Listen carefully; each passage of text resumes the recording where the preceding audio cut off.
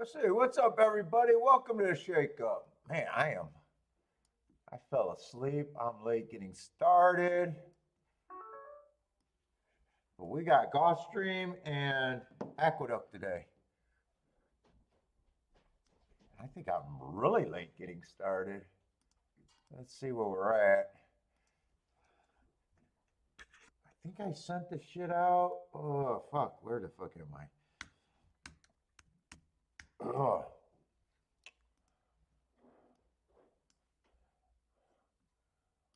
How long do we got before race one?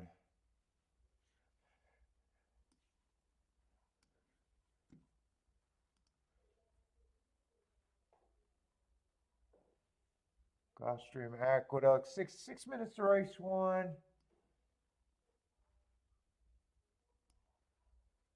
Ah, fuck, that is on the dirt. That is on the dirt. I might have to look at that before actually getting my betting board together. Yeah, fuck me. Yeah, who knows? I might not like to see you.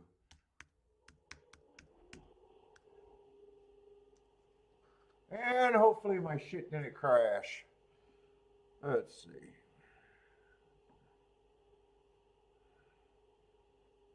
Make sure I'm even on. Oh shit, we're going against everybody today.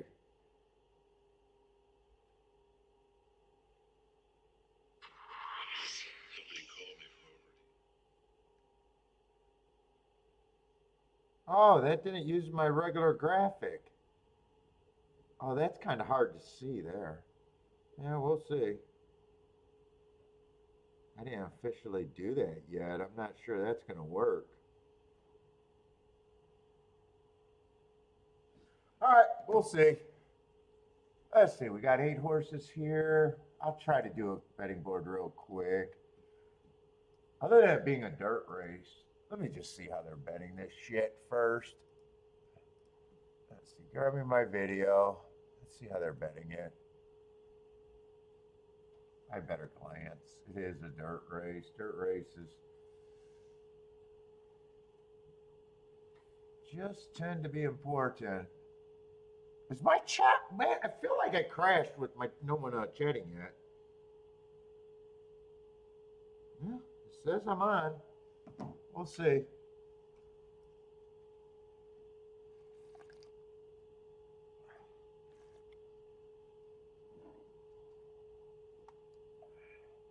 Let's say first race, $16,000 claimer.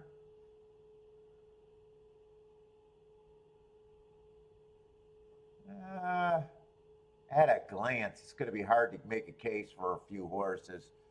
The 4, the 5, and 6. Let's see. 4, 5, and 6 are all hard to make a case for.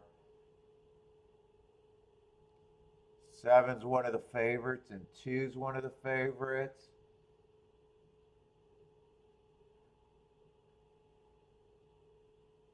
1's third choice. I say the first 3 horses that they're betting all look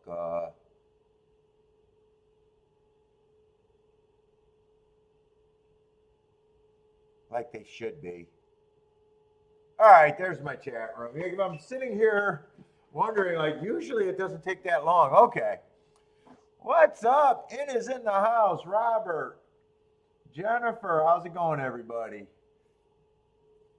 Making me think here that I'm sitting alone.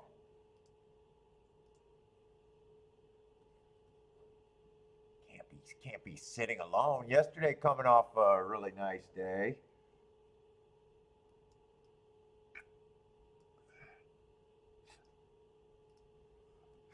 I'm just going to do the tic-tac-toe board. I'm just going to roll the dice. Unless the 3 or 4 gets first or second, I don't want nothing to do with the race. What's up, Airhand? Let's see. Jennifer says no value in the first place. It's a hard pass for her. Yeah, I'm kind of leaning towards. I'd rather do the betting, get my shit prepped for later.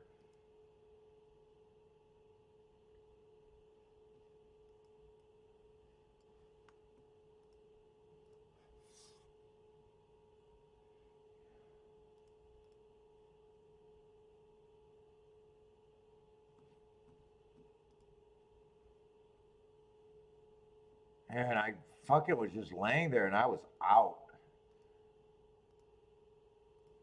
I did one of those, give me a moment before I get up, and I just fucking passed out again. Steven, what's up?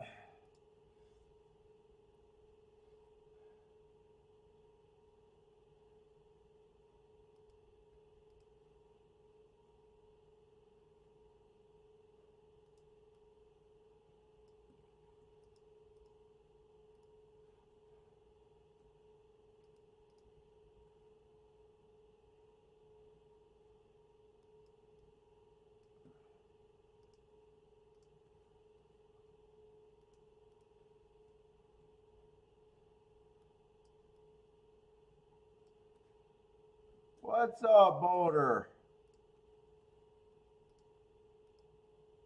We got 9 races a day. That looks about right.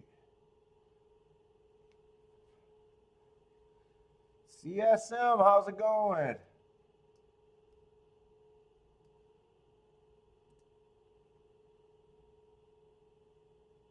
Who the hell is the 5? Wait a minute. The way they're betting this, it might be getting a little bit more interesting than I thought.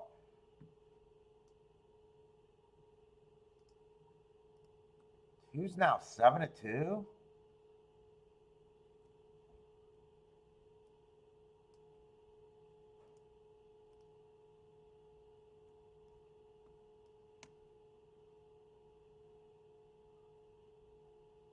Three is the most interesting horse here.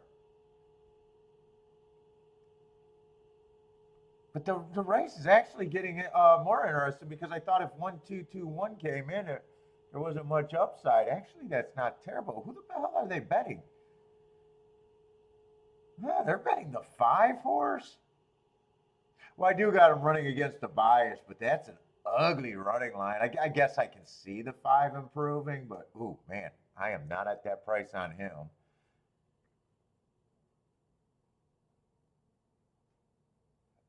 I guess I like the 1-3 and the 7 horse. Although 7 I could leave out just because the outside of the track. Generally,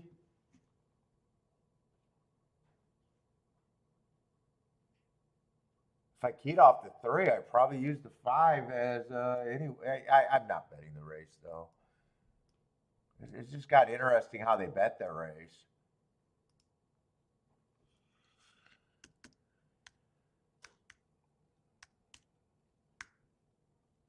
Gordon, how's it going? Let me see. Let me get. Well, I want to watch the race, then I'll do Aqueduct's thing.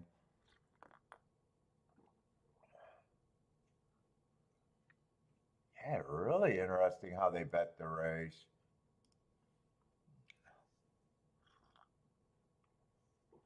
Lloyd, what's up, Lloyd?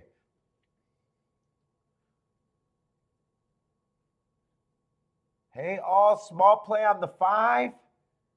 Don't want seller's remorse in this case.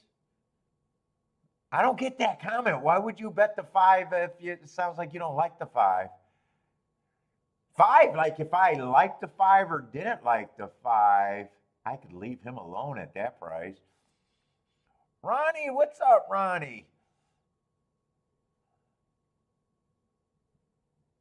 I just don't get the comment on Lloyd there.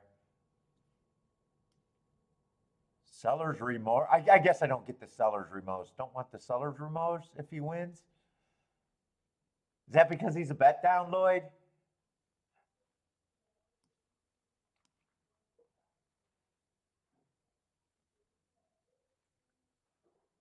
Dude, right here, I think 2, 1, 2, 3. What's the late scratch here? They are messing around.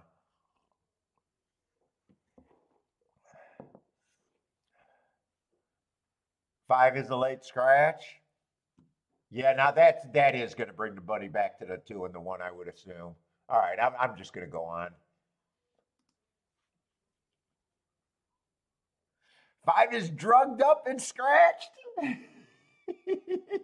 Well, what if that means they don't want to scratch him since he's drugged up? Hey, we shot our shot. We're going to try to cheat to get our 2-1 home. Please, vet, don't scratch him. We want him in the goddamn gate.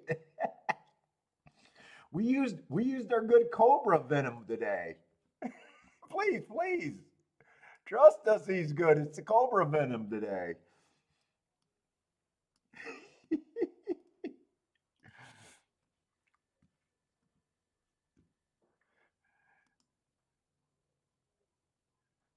Do I bet it? Yeah, I just didn't get the thing on the comment for Lloyd. Not even if Lloyd liked the horse or didn't like the horse. I just didn't get the concept about the remorse. I don't think it had to do with odds because I don't think Lloyd would care sitting out if a 2-1 winner wins. I think it has to do with odds. I just didn't get the comment.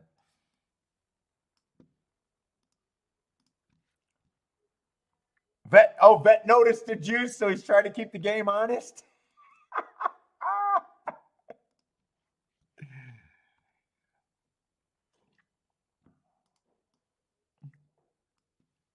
There you go. There's a good story for horse racing. The vet noticed the juice was on and he scratched him. Okay.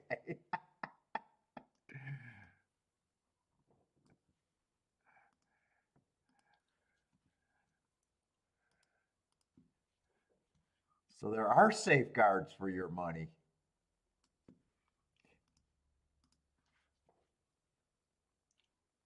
Vet saved the betters.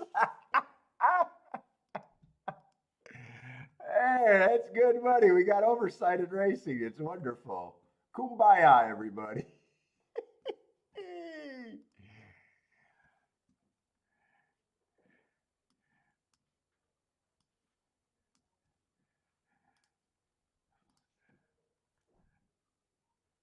Yeah, the running lines look terrible.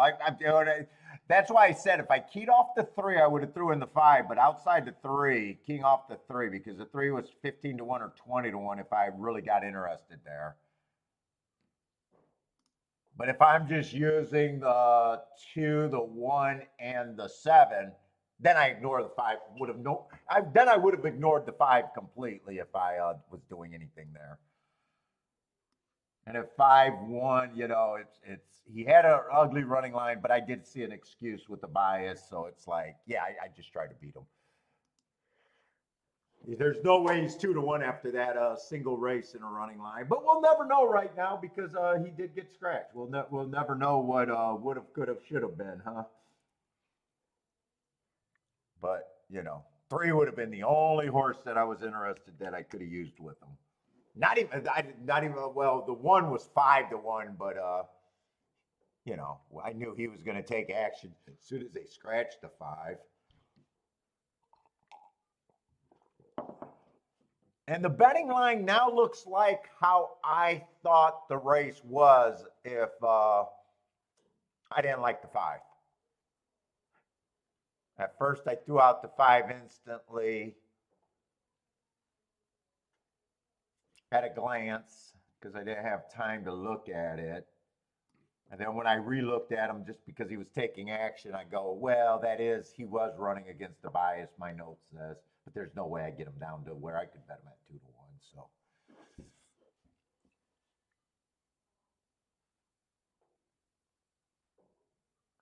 let's see. Next week, Wednesday is also Gulfstream. Oh, okay. So Gulfstream's going to 5 days a week then? Dude, yesterday was really good for me at Tampa. Only played 3 races and hit 2 of them, and both of them were really nice. Let's see, Suzuki or Kinzook had a good day at Happy Valley today. Or last night, I don't even know when Happy Valley won, but just you had a good day at Happy Valley. Let's see, it's just the 3 are all the horses that I thought were going to run. 2 and 7 probably were the fastest. 1 and 3 there. 7, I would think, is just a little over bet from the 7 hole at 7-5. And really, the way this betting line ended up, it's still the same thing. 3 has to get first or second. Otherwise, this is looks like an ABC ticket. And 3's done.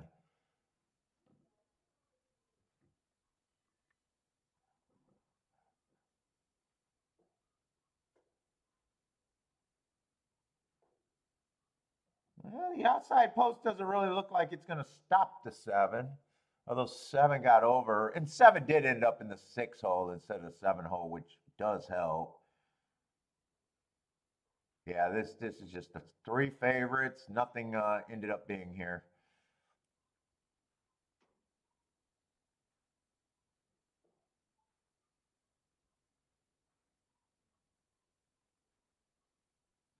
Let's see. Lloyd is so he can't read your post correctly. He tells me it happens all the time.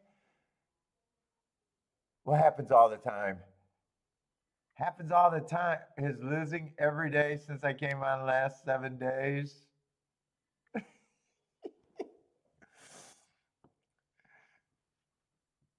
Lloyd, you were not a fan. You started watching them, and now you're now you're worried about them. Now you're all worked up.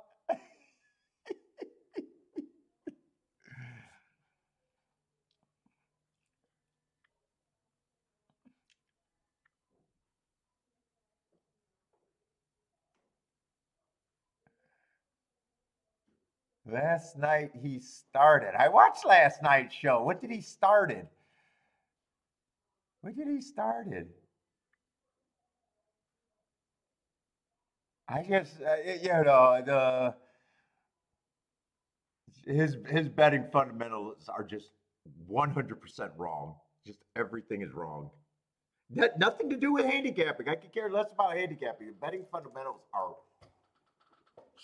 so head buried in the sand, just wrong. If you can't see what I'm talking about, I can't even get you on the right track. His thoughts about money, his thoughts about leverage, his thoughts about dude, just every bet is a spot to go nowhere.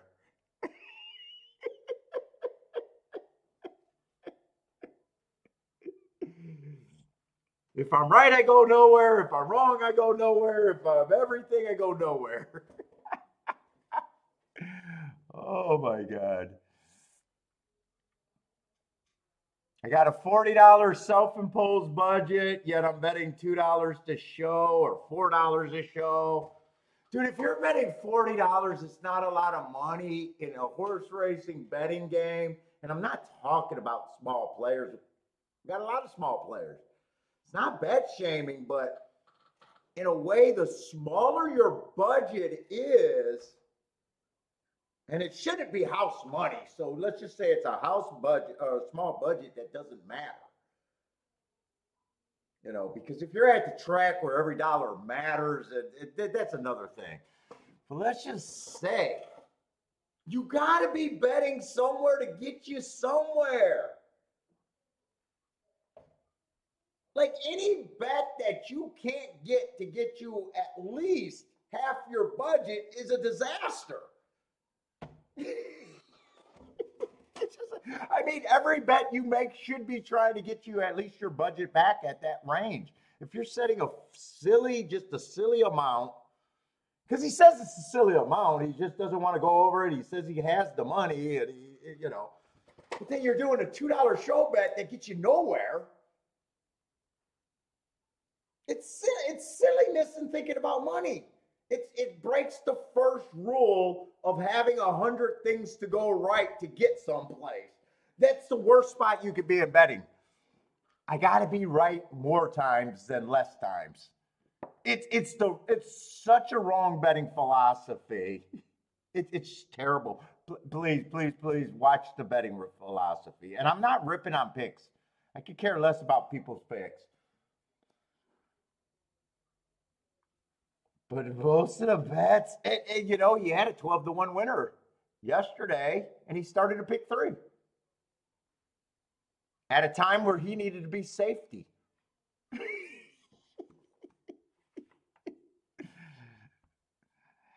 That's not true. Betting on I mean, you might find it, but they're still the same thing. I mean, Woodbine is, predictable. Fucking Gulfstream's predictable. Yeah, understanding variance is another thing. It's just bad betting philosophy. And a desperation to be right and proving that he's right. And a lot of people have that problem. You can't be afraid to lose.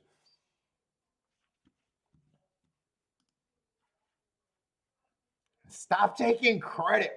I hope you used my horses. It's my biggest joke. Hey, I can't help you if you can't follow my bet. I didn't help you. You might say I helped you. But if I didn't have it, how could I have possibly made you have it? It's funny.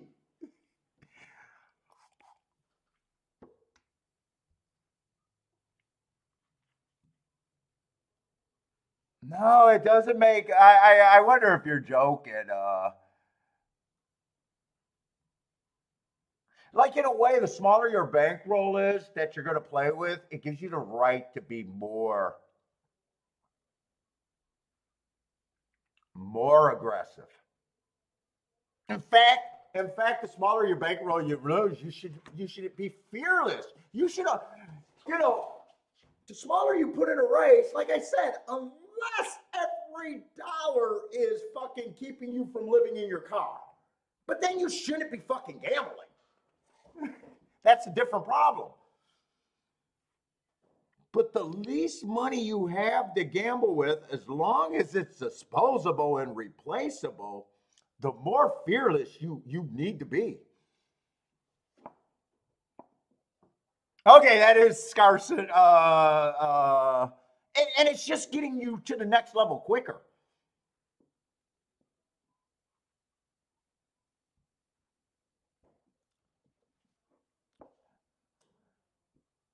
What's up, Aldrin? Yeah, Rex had a nice hit yesterday. I think Rex had a 30-1, or no, 21-1 horse winner.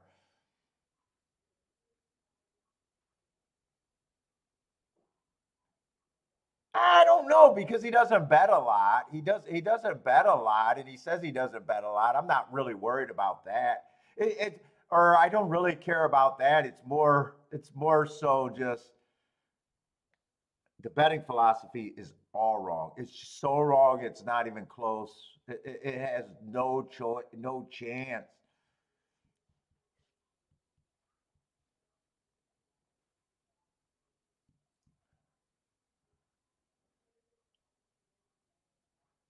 People think it's about picks. Oh yeah, I'd say that. I'd say he got a small bank, and he's playing, unless he's on a higher level and he's knows that he could be audited by the IRS and he's actually a big better and he's doing everything to throw shade. He could be at a higher level. Could be.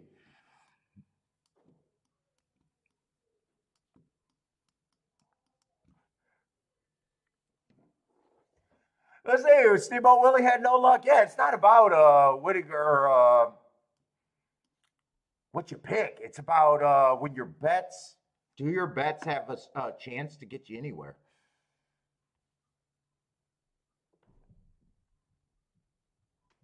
Yeah, well, I've always talked about it. And a lot of people quote them guys, and it's like, fuck. I've never seen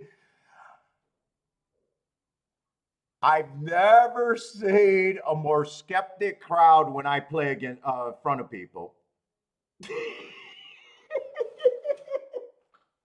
Compared to the same guys that would believe everything they read in a book.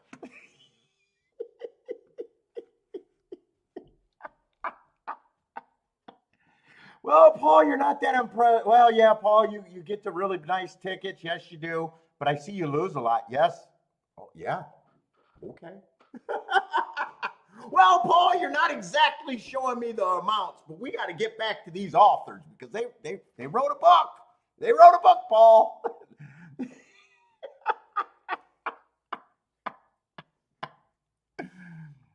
They wrote a book, Paul. Jesus fucking Christ. I should have just wrote my own press instead of playing in front of anybody. I would have added my dick was 12 inches in the chapter too. Tell your girlfriends about it.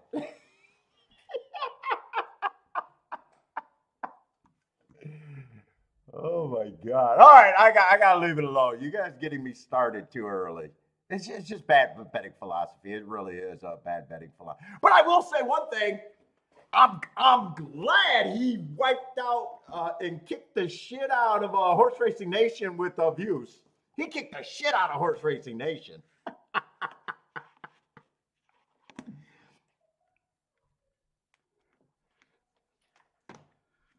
He kept his chat room with double what they had. And I'm happy about that. He kicked the shit out of Horse Racing Nation. Horse Racing Nation, I got a bone to pick. Don't tell me your show gets as many views as mine. Not when you got a fucking website that got 500,000 hits. Get the fuck out of here. Copycat bitches. At least do your own fucking show.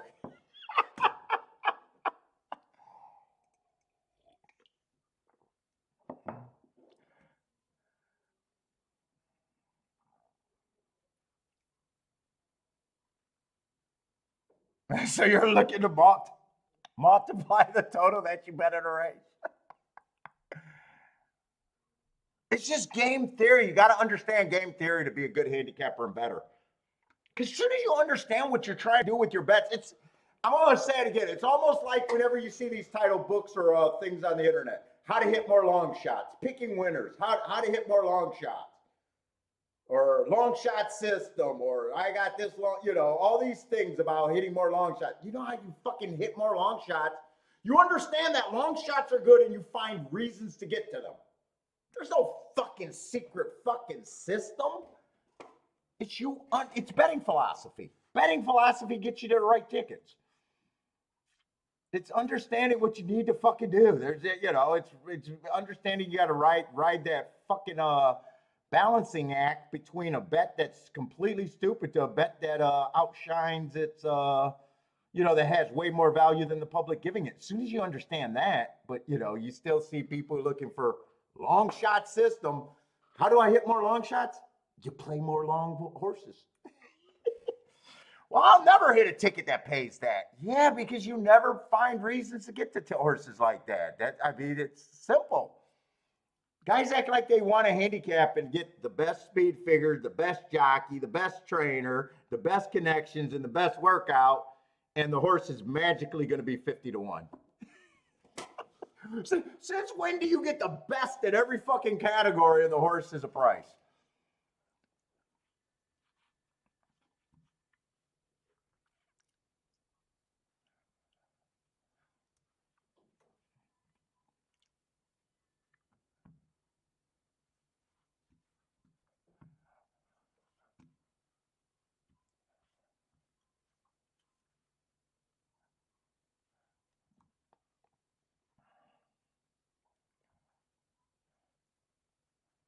All right, let's see. Aqueduct, we got Gulfstream race too.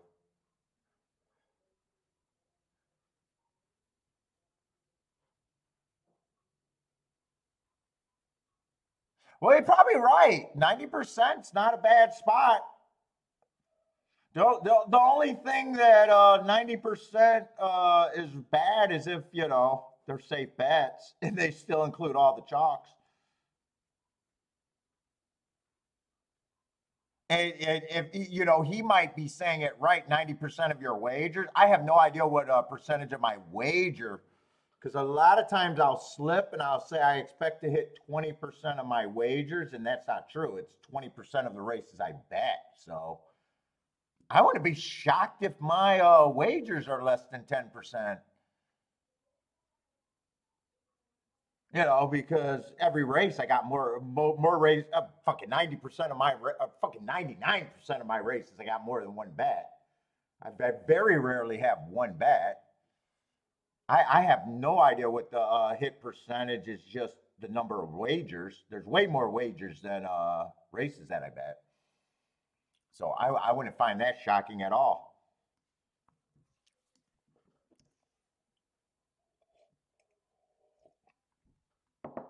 You wouldn't find that shocking at all.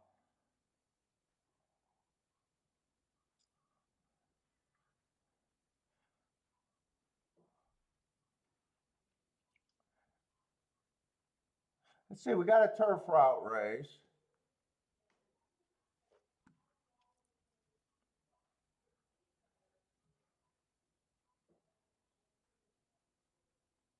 No, there's not a amount. There's not a amount. CSM, there's not like I need a ratio of something, but you do need something. You need to understand something.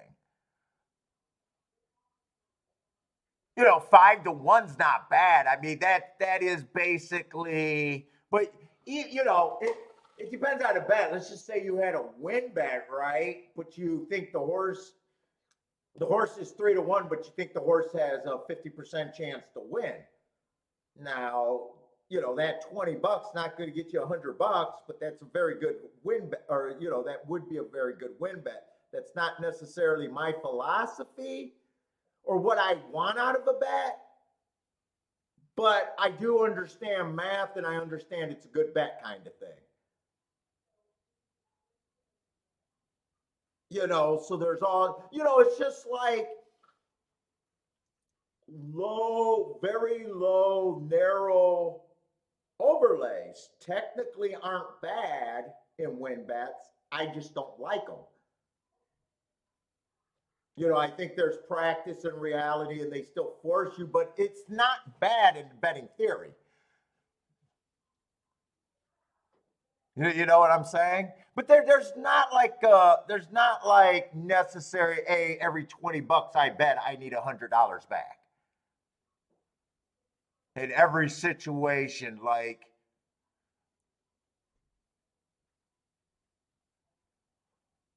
even though that's the 5-to-1 kind of merit, and that would technically be a break-even point. What's up, Matt Gray?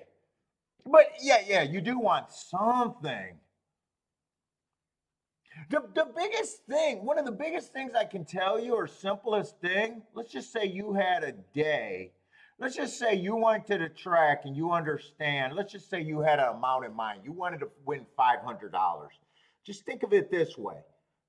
The easiest way to get to $500 is to hit 1 or 2 races in every race that you hit. The only thing that it gets harder is when you're lose 4 or 5 races in a row and all of a sudden it gets harder to be possible. But it's almost like you should just understand that in betting, every win, every combination, your worst combination should be getting you to a goal. A bad way to approach the races is I just want to kind of come there. Even though it looks like I'm playing by the seat of my pants, but I understand, what my bets have to do. But I never need to hit, fucking 10 things in a row to acquire any kind of money. Usually if I'm hitting two races or even a race at a right number, I'm instantly going to be up. And I'll avoid shit, like you just avoid shit like, hey, that last race, I could have had that exacta, but how much would I have had to pay for it?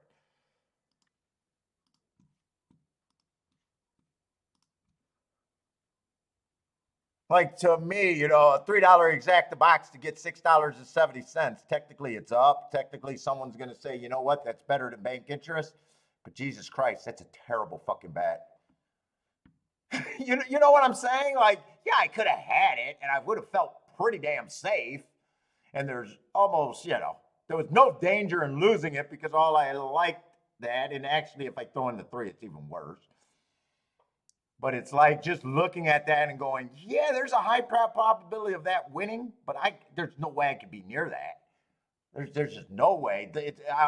In fact, if I hit that, the more I hit that race 4, last race, the more I'm showing a complete lack of skill. Not actually, or someone that doesn't understand gambling or horse racing would be like, well, he hit the race and he had all the horses there in order. He liked the 7, 1, 2, 3 in order. That was the 4 horses in order. Yeah, okay. It didn't pay a lot. Shame. No, someone that doesn't even understand wouldn't even say, dude, you gotta walk away from that shit, even though you're right. You gotta walk away from that shit.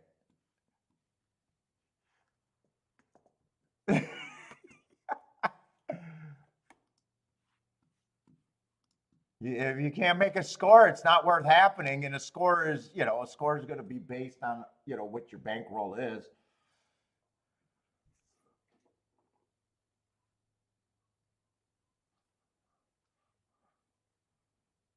It's more of a, a lot of these people that do this stuff, they just want to look right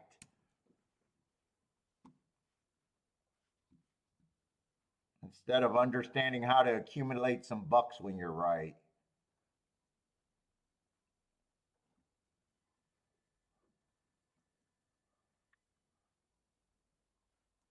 Let's see. One, I don't mind that last race going too fast to win. That's very nicely marked. What is this? 50,000? Who's the favorite here? I'm getting so distracted right now. Let's say the three is 2-1. I mean, lightly raced, but trying turf and a route for the first time. 2-1 sounds right. Yeah, fuck. I got no problem with them winning, but man, at that price, I am not. I'm just not there. Am I in the right race? Yeah, I got to be in the right race. I'm even checking to see if I have the right form. Yeah, I mean, he can win, but fucking 2-1. I would not be interested.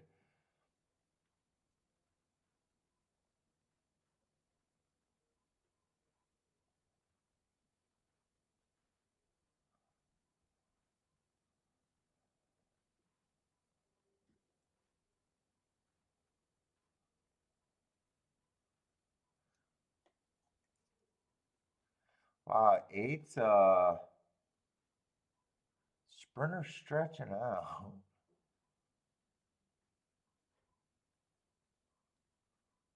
I'm not sure if I. I'm not sure if I care about this race.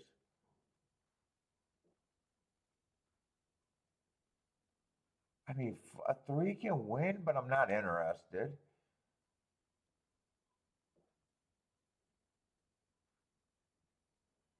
One's the only thing that even got me still looking at this race.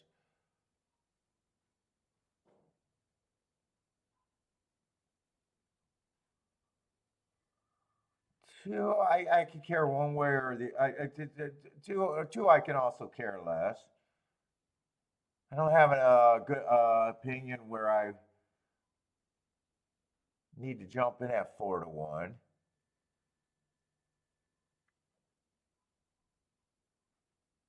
Boy, I don't think one should be that long, and I don't think five should be that long.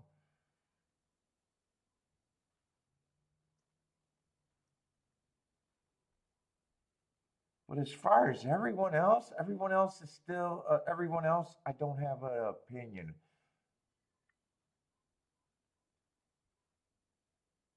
I'm priced in on this one no matter what. I'm just gonna do a win bet on the one, and that's it for me.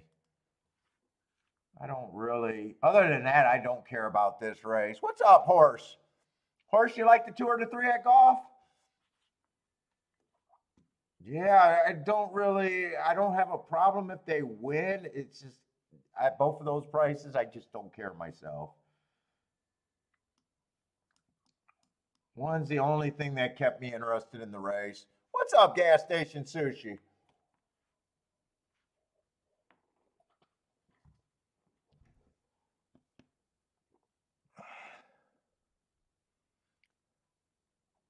Lee, what's up, Lee?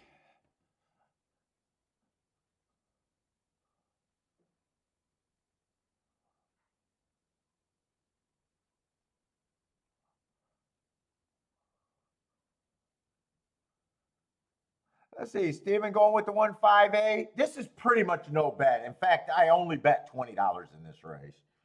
So I am getting away extremely cheap for me. And if one was closer than 10 to 10 to 1, I wouldn't even bet the race. So this is pretty much this is basically a no bet for me, really, amount wise. Frankie Tubbs, what's up with the 357?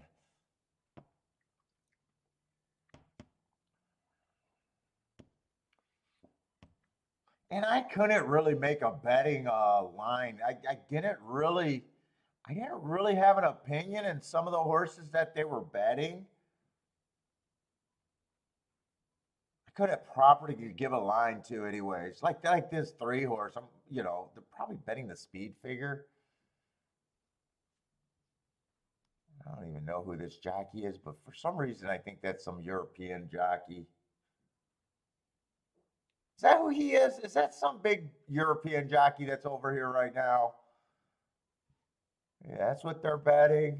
I mean, he's lightly raced. He can very well like the turf and the route. But I just can't get to him at that price. He does have the lead, and he got the lead over the one, so.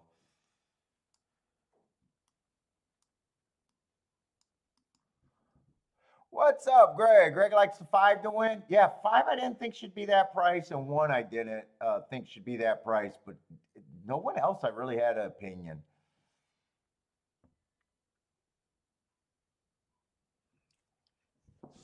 Oh.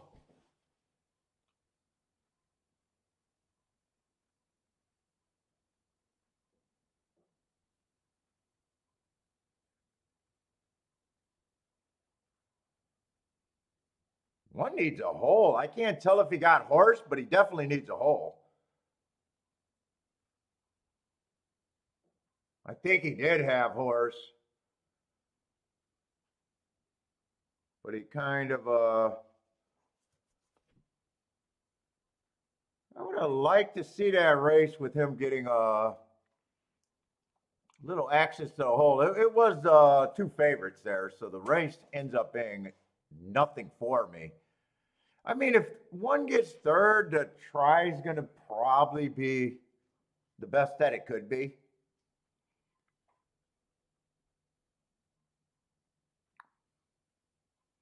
You're here with the easy money?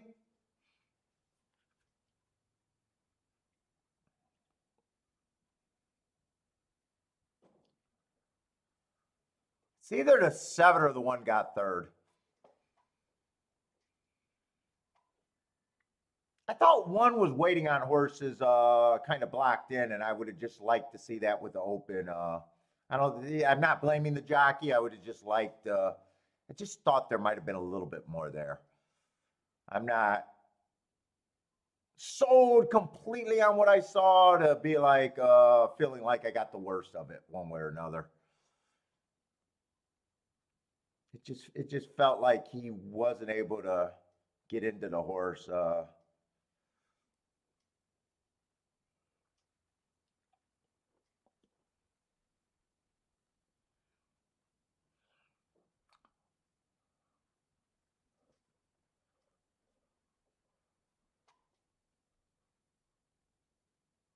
2 and 3 whacked each other coming out of the gate.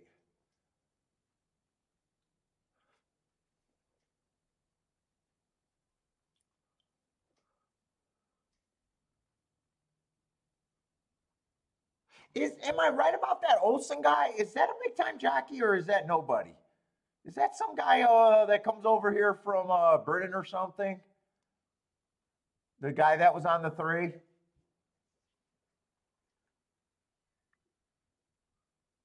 Just because he has Murphy in the name, I'm not even sure.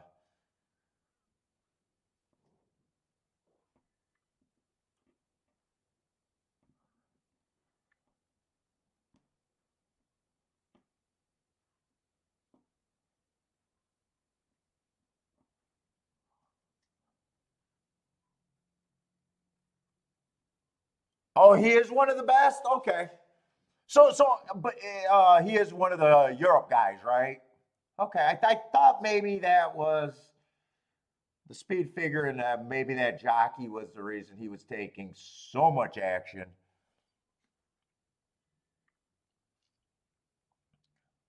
From Ireland, Ireland. Is that like one of Applebee's guys? Applebee?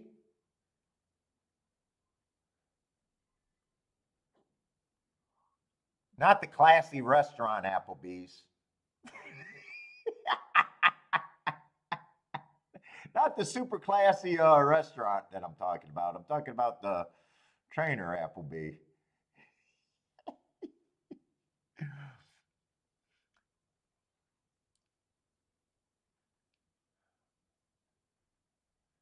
I'm just curious if the one ran third. I don't think he got worse than fourth. I think it's tight for third between just the 1 and the 7 there.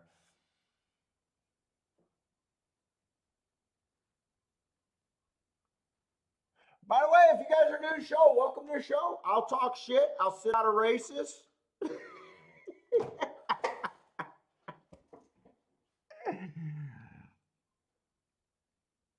I'll create tickets. I'll do my betting line.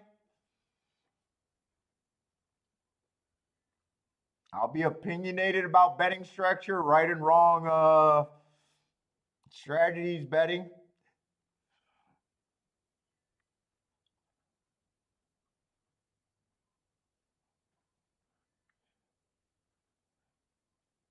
And I'll tell you why you should watch the show, because I'm special, goddammit. I'm special.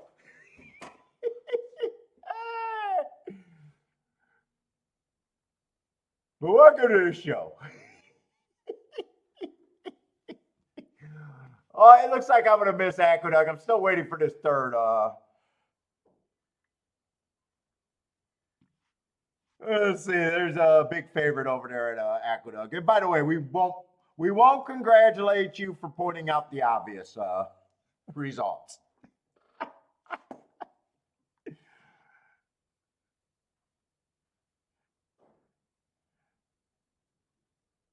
I don't think I'm that interested in this race at Aqueduct. No, they're getting in the gate.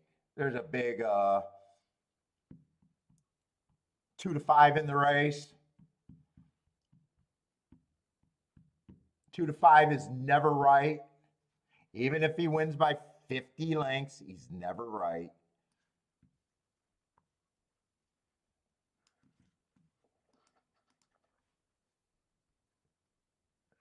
Ah, 1 got third, but so did the 7. Fucking stupid dead heats.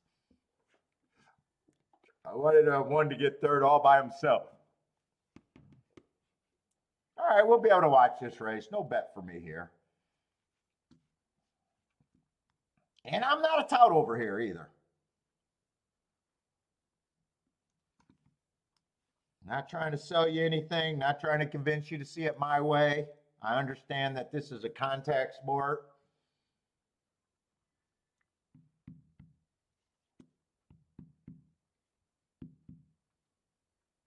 And we're playing against each other, so I'm not even trying to convince anyone to play my way or see it my way. That would be stupid.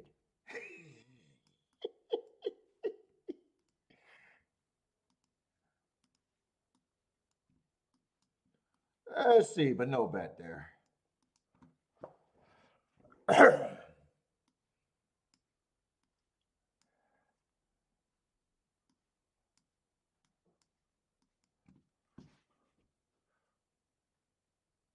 Almost as stupid as betting a 2 to 5 that runs dead last.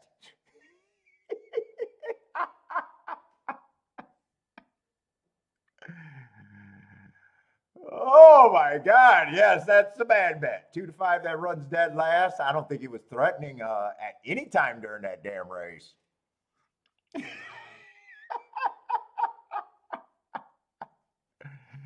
it's not the poor horse's fucking it's not the poor horse's fault he was 2 to 5.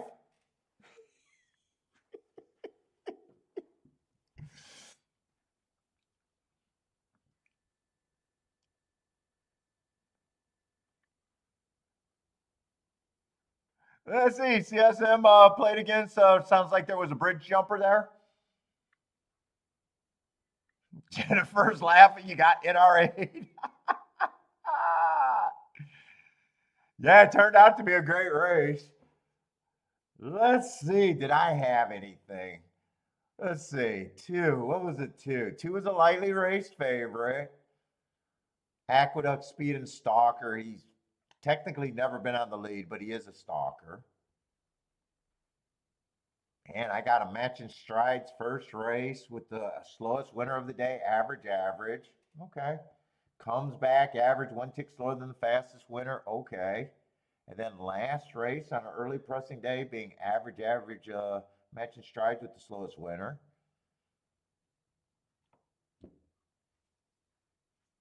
I can't say that's the scariest race.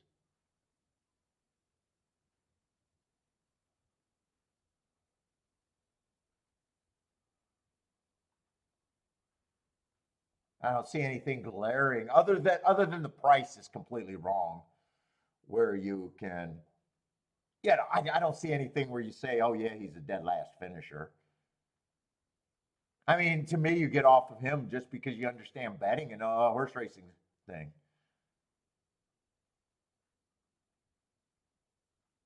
Six doesn't really have any speed. Five, I just don't have marks on. I would have liked to look up to five. Yeah, four lately just seems a notch below. By the way, if you guys are new, I'm just looking at the race, seeing what possibly could have happened.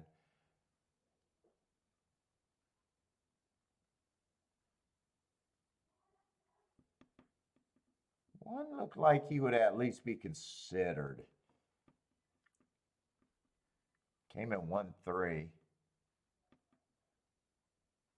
I wouldn't have been crazy about three's running style being a closer in a race with very little speed. I could say that. Three would have had to be long to me. But that's a no bet. Oh, is Stephen Joel on that? Great hit, Stephen.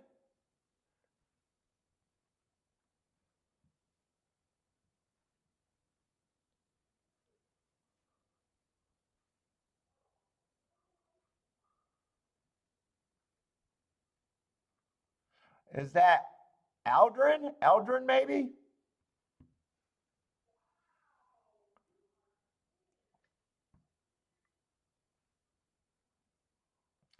Ross, what's up, speed of the horse? Let's see, how much did that pay? Did they do play betting yet? Ah,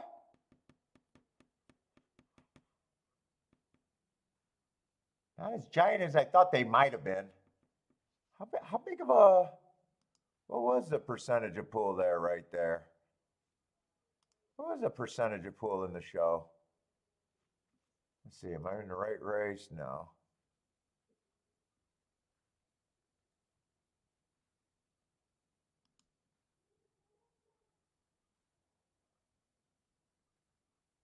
$16,000 of the 24,000. 16. It probably wasn't big. It probably wasn't as big of a. Yeah, only 67%. Yeah, I was gonna say it did. I mean, the show prices did pay good, but it didn't look like a classic, example of a bridge jumper.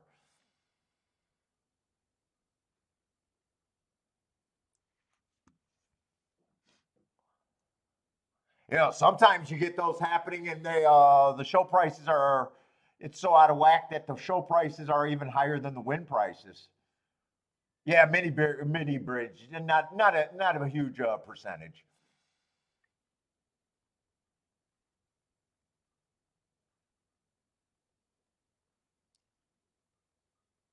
Oh, you got blocked, Ross? Why did you get blocked? What, he didn't like you with your title, maybe? Why did you get blocked?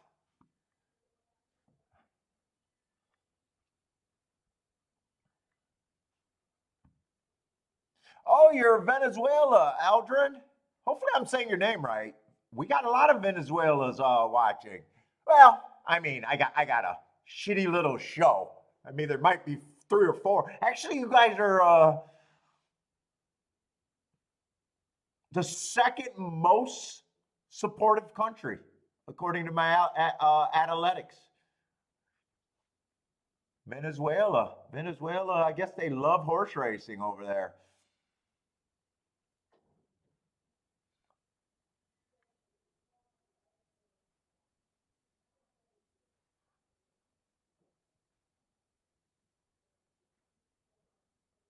The bridge jumper wasn't totally committed.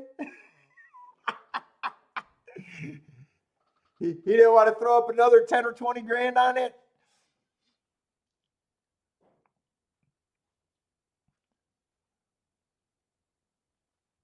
Oh, yeah, that had to be a nice exacta first 6-horse field. I'm guessing even if I had time to look at it, I would have still said I'm not interested in that race, though. There was very little speed and no one really jumped out at me.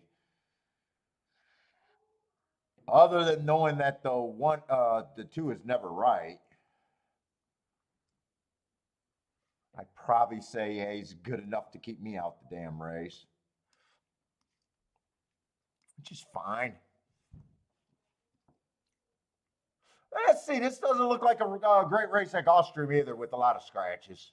Shorter fields, just, worse product in general. That's all right.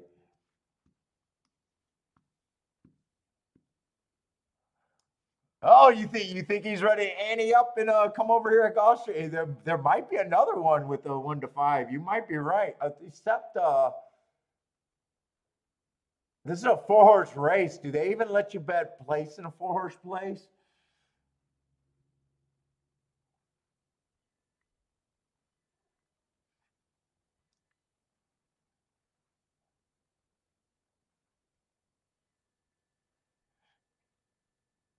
You got the 3 at Gulfstream. 3 is scratched right here. What's up, Charles? How's it going, man?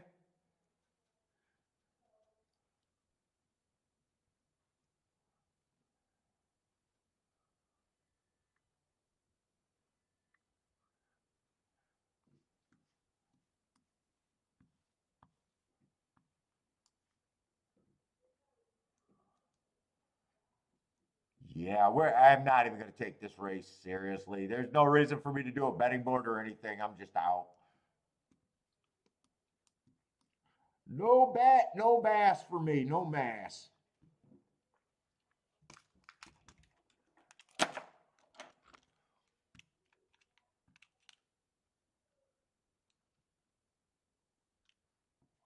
Let's see, who else is in here? It's already got me talking shit this morning. So long shot, Louie, if I missed you.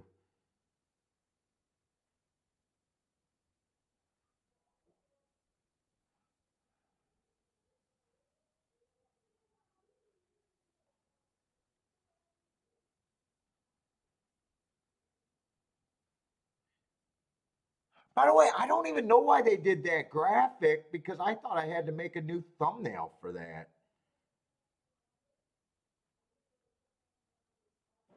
But I am changing it to that. I'm just not sure that's my new graphic yet. I am changing the title, the show to that title though.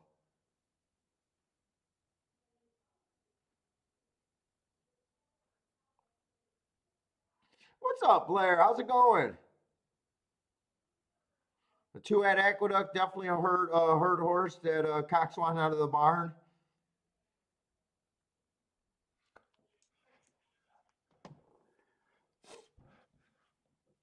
No bet, no bet, no bet.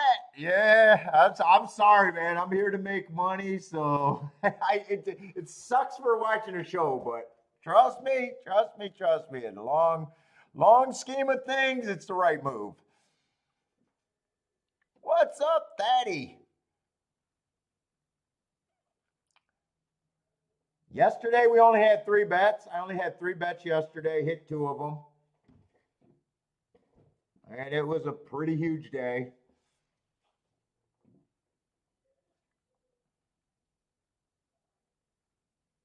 way past the multi-hundredaire.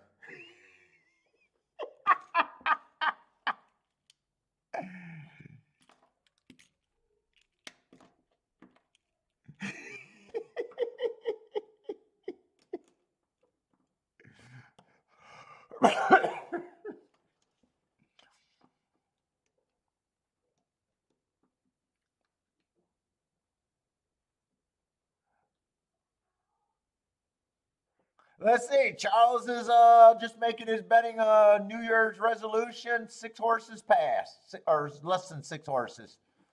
That's probably not a bad. You know, there's a rare one where you can make it, but they definitely are being passed at a high percentage.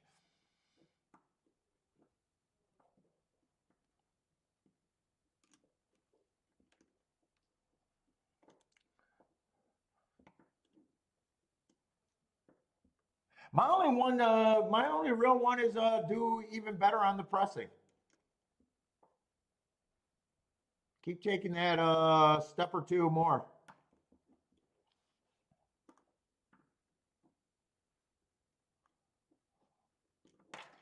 Jennifer, tell me the thought process of someone that bet the 2 to win last race. Oh my God, free money. Jennifer, it's free money.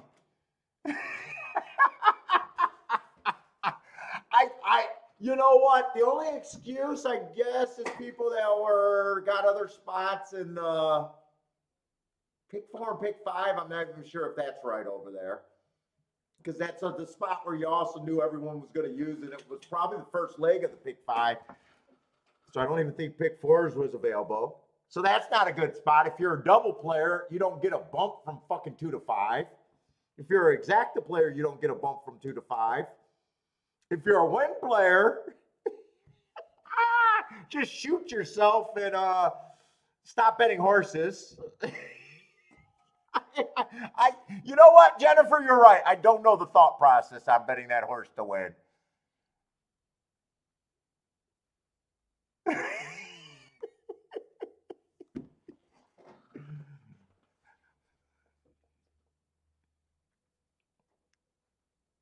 Yeah, I mean, it's almost impossible to understand the thought process there.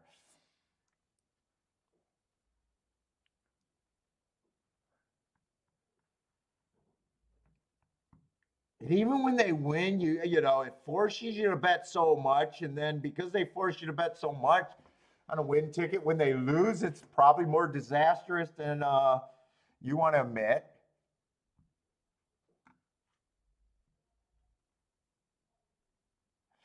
40% of the return better than a bank? Well, what, dude? I don't even know what 2 to 5 pay is. 2 to 5, 20 or 10 cents. Yeah, you guys already know my thoughts on it. Anytime someone says better than bank interest, it's acknowledging that they made a terrible bet and it worked out for them.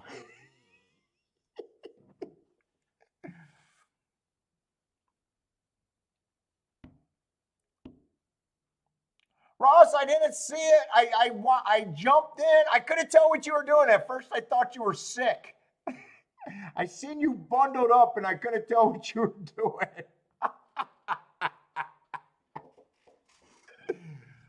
But I don't watch picks, so I was just saying if you were doing anything. I seen you were on just to watch it, but because I have no interest in Hong Kong, you know, I didn't watch the whole thing.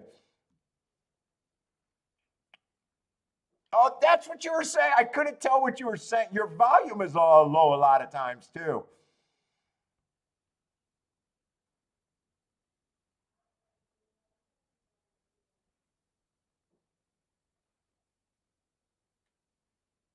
Two to 5 pays nothing. Win horse doesn't win. Losers can't win at this game. Yeah, 2 to 5. I mean, you just think about it. It's just bad. I mean, 2 to 5. If 2 to 5, look, I'll give you a thing example, right? Not every state has these fucking bottle returns. You know, where you Michigan, we got a 10-cent bottle return where you you know, you pay a dime. So you bring your bottle back, you get a dime back, right? You know, fucking guys that bet fucking 2-10 or 2-5s. I mean, you got more upside just going to the park in Michigan and just collecting bottles for the day. I mean, seriously. Just go to the fucking park in Michigan and collect bottles, and you're already better. You got a better opinion and a better prospect than waiting for 2-5s to run to the window and bet. How about that? How about that? I gave you a real financial plan. just go and take the afternoon that you would go to the track and bet your little 2-5, and just go out there and get the sure money and grab some bottles and take them back. I made you a better player already for free. You guys, I'll be here all week. I'll make you a better player each day. Just don't take the free money and go actually to the park and pick up some bottles. There's a good spot to check is in the garbage cans.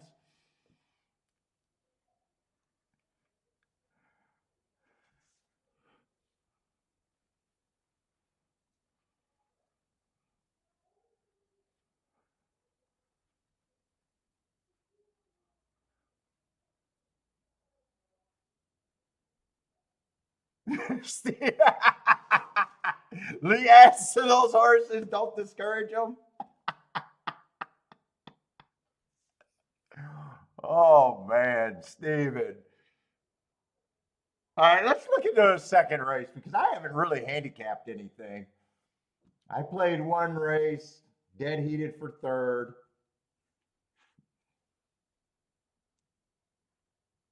But I didn't play it two. I thought he was 2-5. He was actually 25-1, and yeah, I accidentally made that bet. Bottle collecting, easy money, easy money. It's all profit.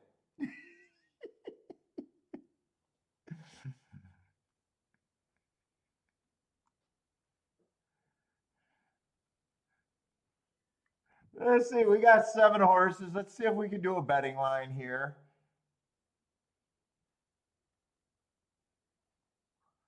We got a mile. Who's the favorite? 2's the favorite and the 7's the favorite. Let's start with the 2. Let's see, 4 races ago. I got a bad rail stalking closing day average. Okay, what level is this? This is just starter 20. Yeah, okay. Don't like it, don't dislike it. Is at a higher level. Comes back 3 races ago, stalking days. It's going too slow to do anything. Dropped to 16,000, wins that race on an inside bias day. Fastest winner of the day. Yeah, I could care less. He's so blah. It's like 2-1. I don't know if I care one way or another right now.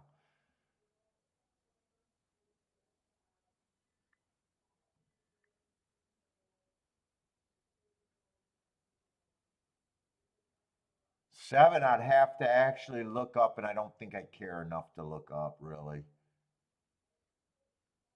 In fact, there's only one race I can look up. I don't have the Santa Anita, I don't have the Penn National, and I don't have the LRC. The only one I can look up is last race, Laurel. And he's a short price option, so he doesn't do anything for the better.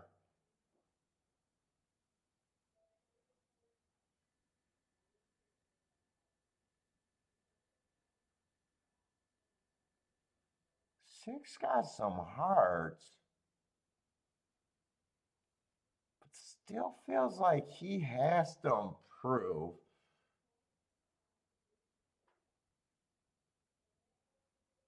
I'd like his chances if he ends up being the only speed a little bit.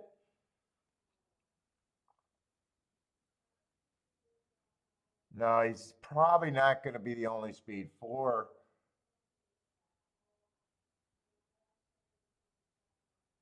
4 looks like a player. 2 also, no, there's more speed. 1 has speed.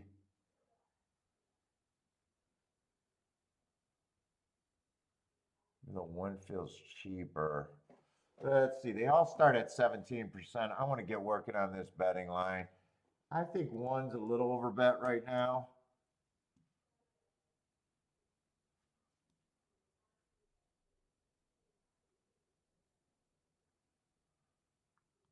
Three, I probably think is about 15%.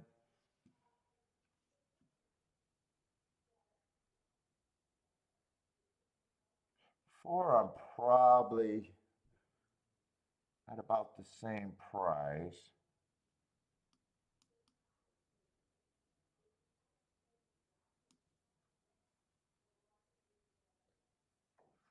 I don't think this horse is going to get an easy enough lead.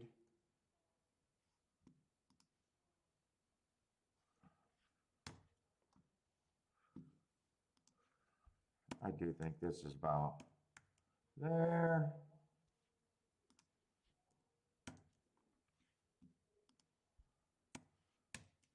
I don't need to separate these two. I don't know if I care enough. Right now I'm leaning towards I don't care enough in the race. Let's see, that makes 1 a little over bet, 2's priced right, 3's priced pretty right, 4's priced right, 5's priced. 5 actually ends up being an overlay here. Of an overlay.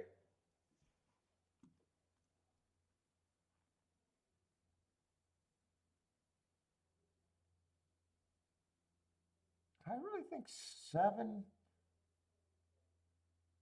God, he ran at Penn National. Let me look up that Laurel race because I might take some points away from the 7. But the value's still, I mean, the value's pretty clear. Where I would have to be as a bettor. Oh, this was also a sprint last race. He's more of a router. You know, that race wasn't actually terrible. No, it wasn't. I'm okay with him being 5-2. Let's say if I go with that as my betting line, is there actually any bets here that I like?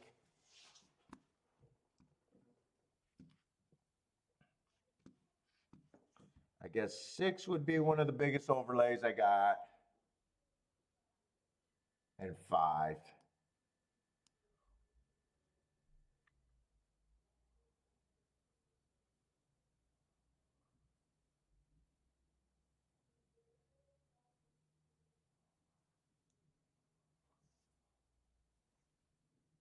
Yeah, it'd pretty much be. And I gotta even. I'm not worried about the 6, but I'd be worried about the 5's pricing. Would be with the 7 and the 2.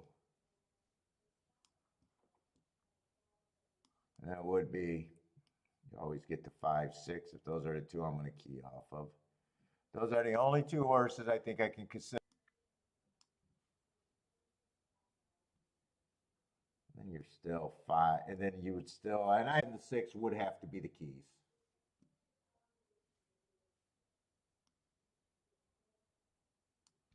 I would be using 3. It's basically an all 2.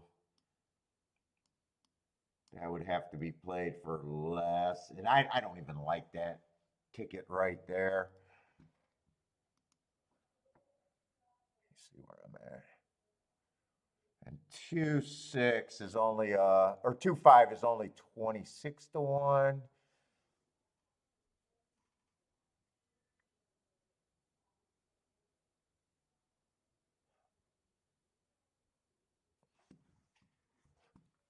Well, the ticket gets better if you just get rid of this. I don't think I'd do that ticket at all.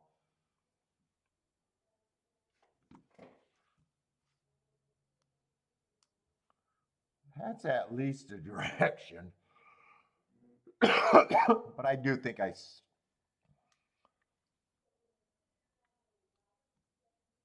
And would I take that any farther down?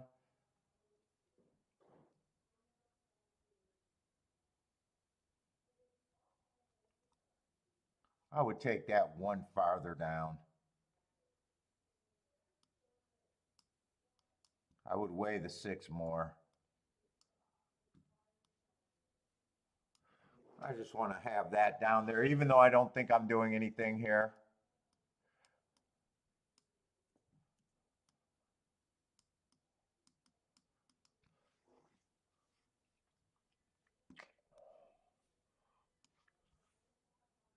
That's definitely where I would be if I was in it. Let's see, Gulfstream. I doubted if anything good happened there. Let's see, third race. What was that result? Ah, that was an $18 exacta. Who ended up being the favorite there? I didn't get to see that race.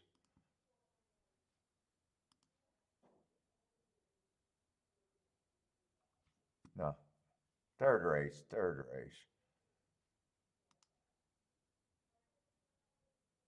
Oh, they don't have the results up yet? I guess they don't have the results yet on my ADW. Is that race?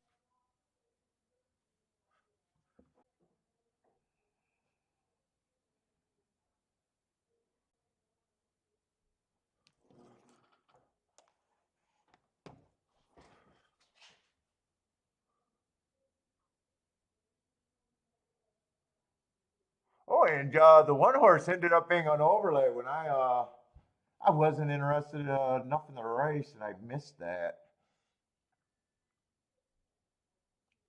Well, he ended up with the lead too there.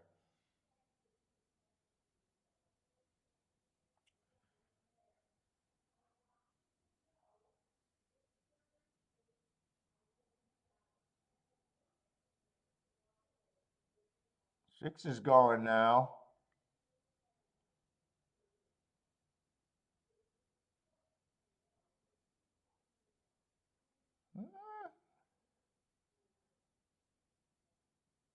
I don't know. Six looks like he's struggling though. Is Six struggling? Wait a minute. There goes the 7. Here comes the 2. Yeah, it's just going to be, it looks like it's going to be the chalk over chalk. 6 got second right now, but I don't think he'll hold on. 5 might get second.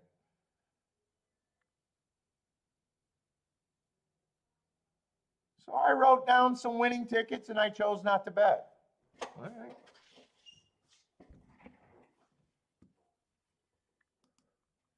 That's why I'm still the best horse racing show ever.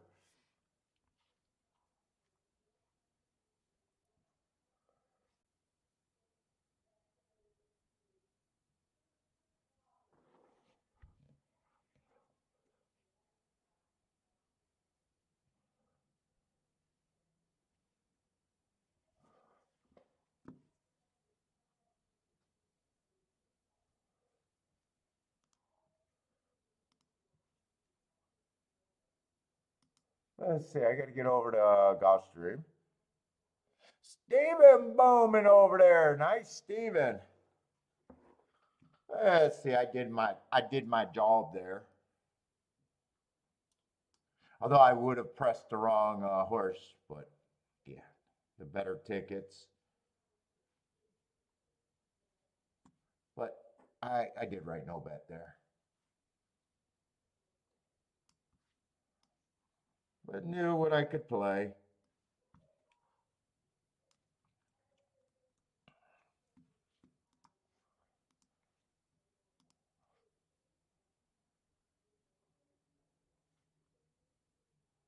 Let's see, that came at 5-1. Oh, one did earn a heart. Oh, one paid $19 to place. Wow, how did they bet that race?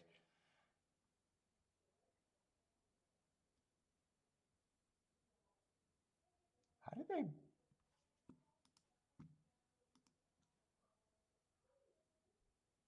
Oh, okay. Oh, two was taking just as much action. I think when I was watching that, they were only betting the five, so I was wondering how did they get away with the five winning in a four-horse race, and the exact is still paying $21. Okay, that explains it. They were hammering the 5-2 there. Okay.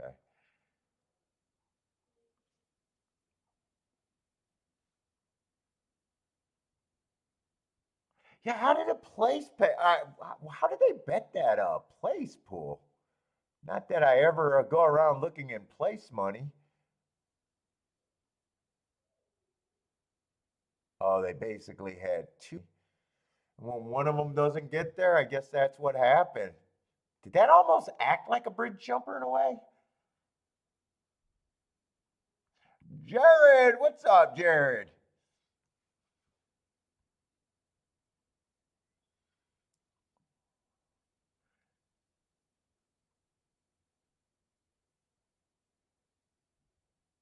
I've never seen him make a horse 99 to 1. The horse is still live, right? Who is that? Is that a odds maker somewhere?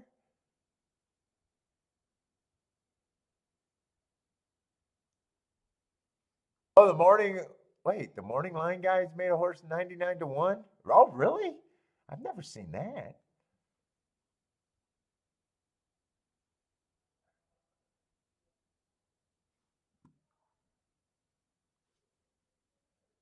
Gulfstream, the fort is scratched.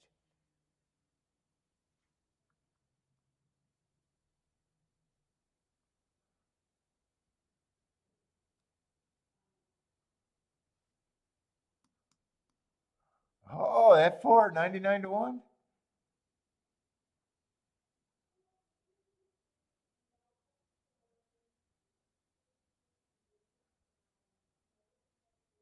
For a lightly, yeah, huh, very few horses should be 99 to 1. Was pretty good there. And my tickets were okay. Just okay.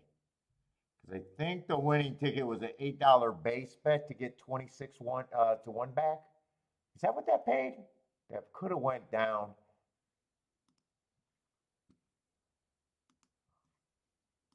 Not sure if that went down. It did go down a little bit to 23 to 1.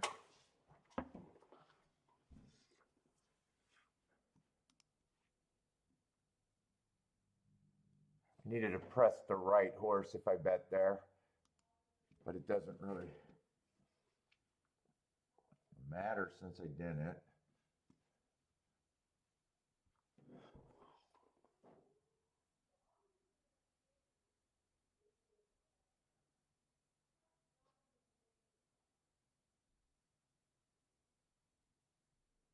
Yes, JW, I am going to change the name of the show. I'm just waiting till after I get a million. I'm so close to a million. I don't want to run fucking it up.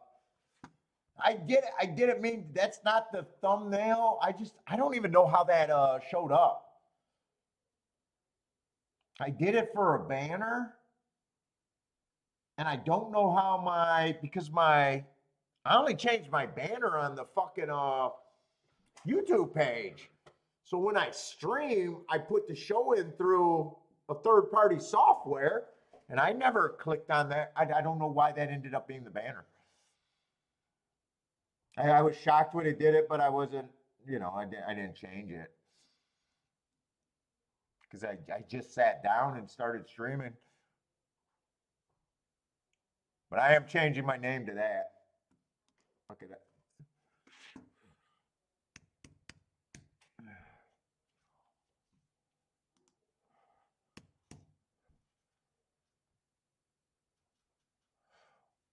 Bush, or Jared, you haven't been playing in the last 5 weeks?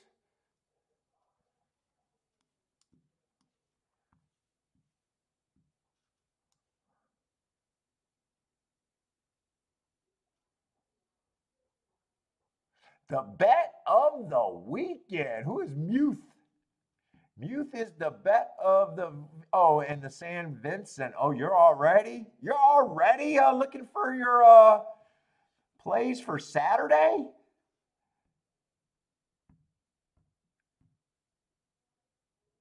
Greg, I shouldn't be lagging. I should be no more than 30 seconds. You might have to watch me at a lower resolution or just come in and come out.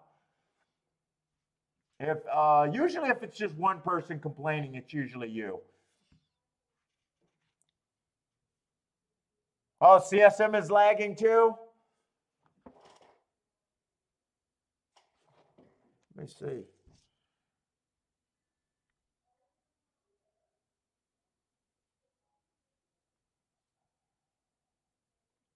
I don't know if I can change it on here.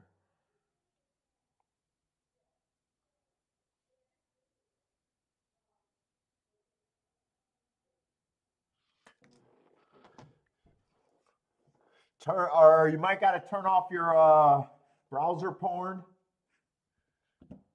Don't worry, you can re-find your favorite porn websites. You'll know where they're at.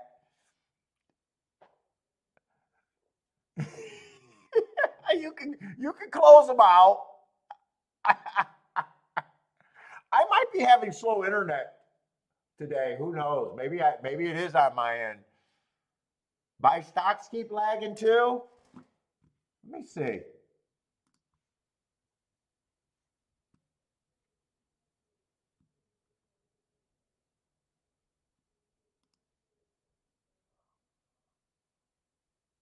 Let me see. Oh, I got some extra shit open. Yeah, I am getting a warning saying it's not getting enough, but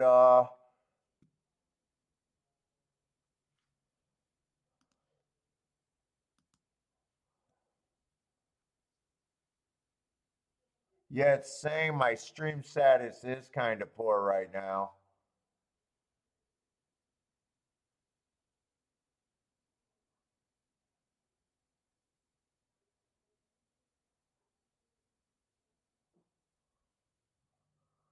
I do not know how to fix that during the show.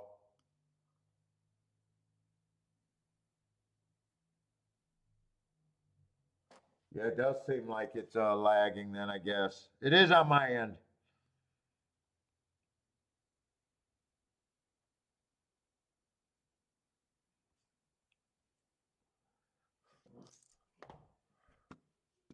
Here, let's see if I can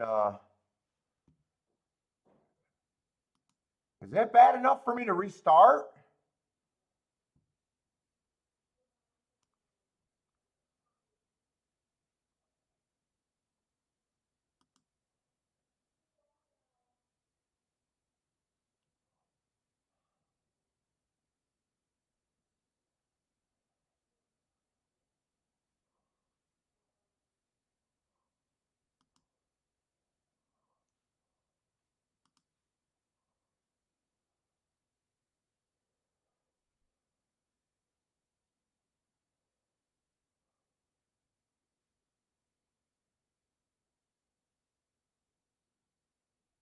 Yeah, I don't know. Unless I have to restart, but I don't even know if that'll fix it. Let me know if it's terrible or just end up being terrible, or is it fine? Just ignore it.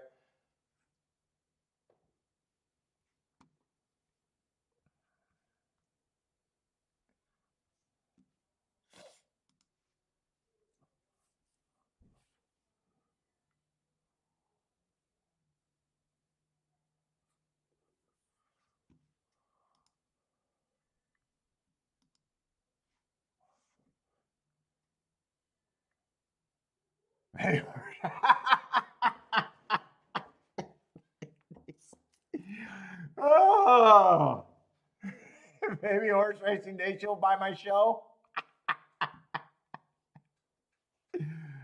Oh my God. They keep supposedly they keep talking about something, but if you notice, I haven't even been nice.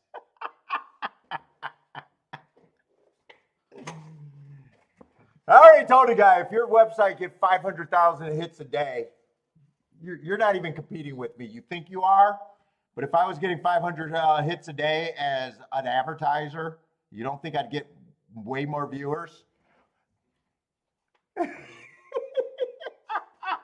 said that just shows everyone goes to your website, don't want to hear you guys fucking watch you guys play.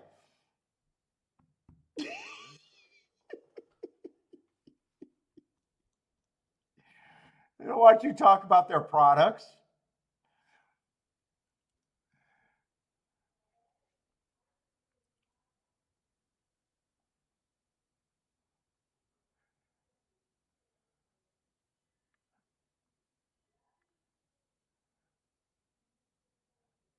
Let's see. Am I interested in this show, race? We got a Tapeta route. We got a 4-5 favorite. What is this? $20,000 claimers.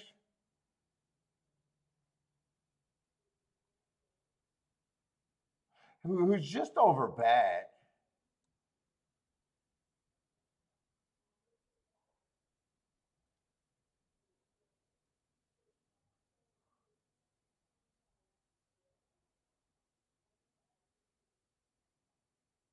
Let's see, 4. I kind of like that last race. Not sure what he is coming from Parks. Who else was in that December 15th race? I think I actually like that December 15th race a little bit.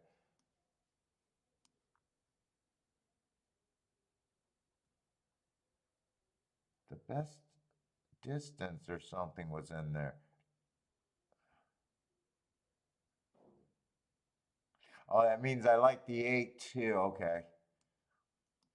For the exact same reason.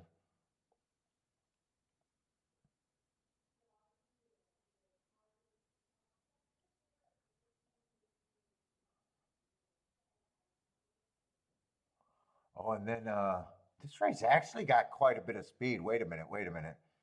6 got speed, 8 got speed.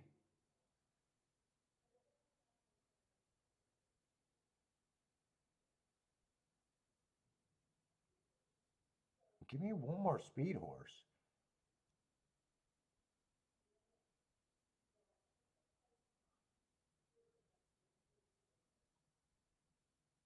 Can 4 stalk this race?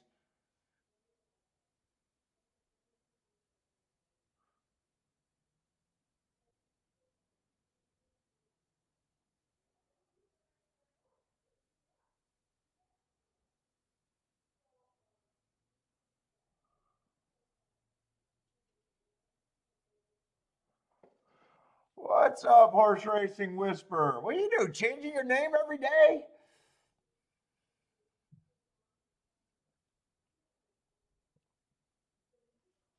You guys, are you guys saying I should restart it? Are we on a bet that bad?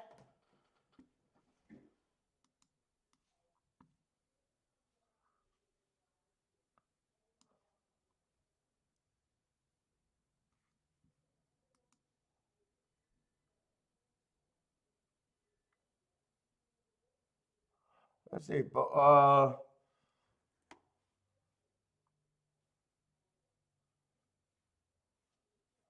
that's all I can do is restart it. Right now it says it's excellent, but it keeps going back and forth from excellent to shit. Charles says it won't make a difference. Yeah, we'll find out. If it's so audio good but video choppy, it's just distracting seeing the comments and stuff. I'm wondering if I'm losing it or not. I don't think it's on. I think it's probably on my internet end.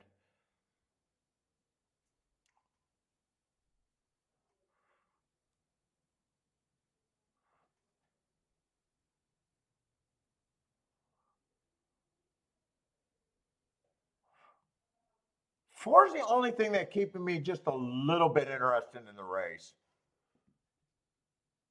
I got to decide pretty quick though.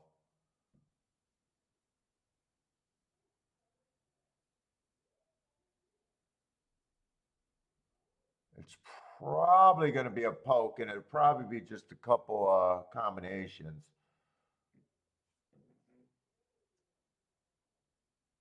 No, 25 to 1, even if I think he got a roughly 10% chance. I'll probably do another little win bet here.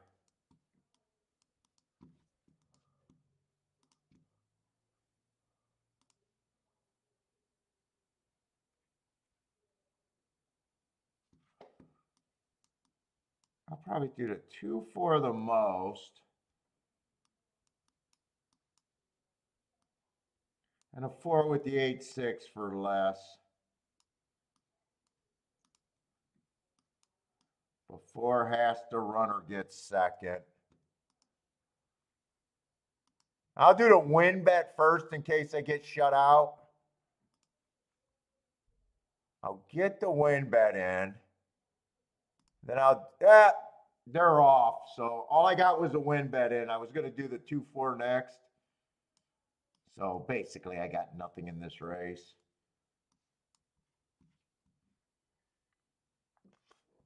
Brent, what's up, Brent?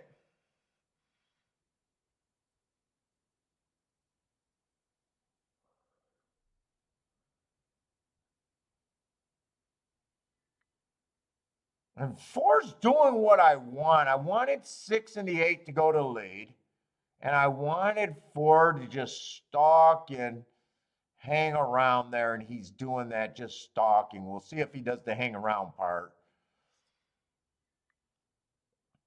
Other than that, any order of 6, 8, and 2, I want no part of.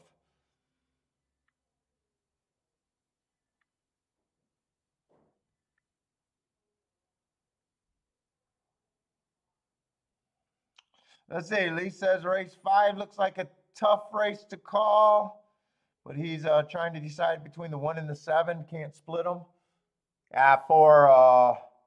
He looks done.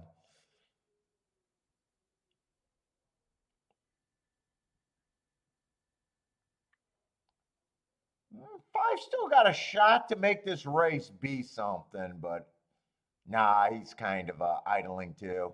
It's going to be the 2 favorites, so.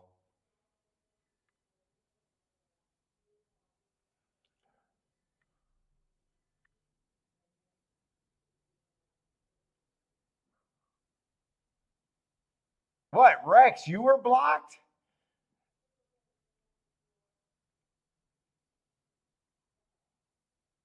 So, okay. So far, very little, almost nothing's going on today. Almost nothing going around. I made 2 play bets, but because they were both single win tickets, it cost almost nothing. Not that it matters. I could be down a lot and it wouldn't matter the same way. But it almost feels like I haven't even started playing yet.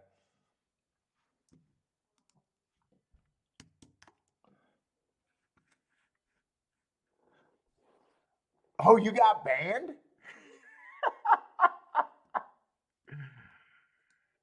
When did he do that? When he was drunk or tired? We'll just say tired.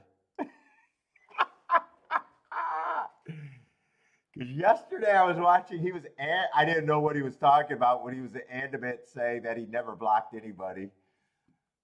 Shit, I'll block you. Rex, I'll block you if you want me to block you. I'll block you.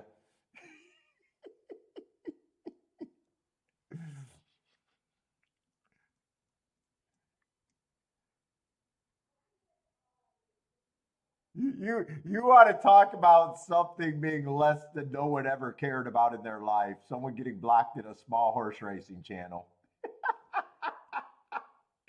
Hey, Rex, wear that scarlet letter. I thought Jennifer was causing trouble too cool yesterday too. I thought Jennifer was going to get herself in trouble starting out the day. I'm like, there's our Jennifer.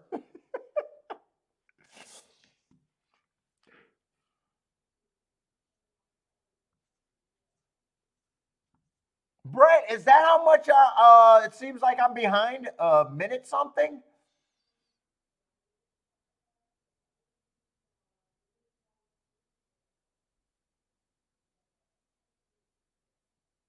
Let's see, I gotta figure out if I'm really lagged out that bad.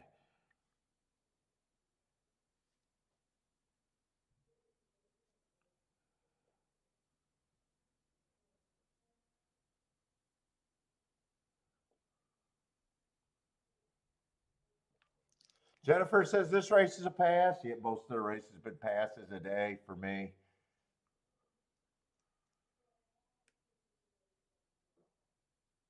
Oh no, I know the race is over. Wait, which race is over?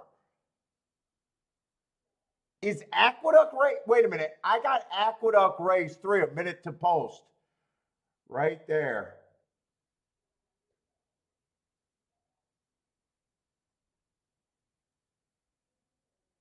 So you guys should be 30 seconds behind that.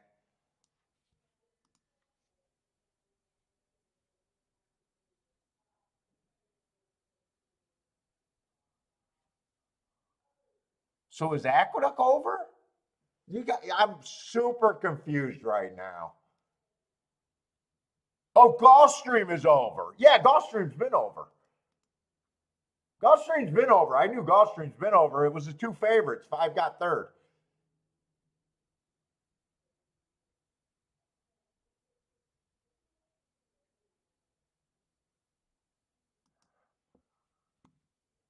Okay, so maybe that was just someone thinking I didn't realize Gulfstream was over.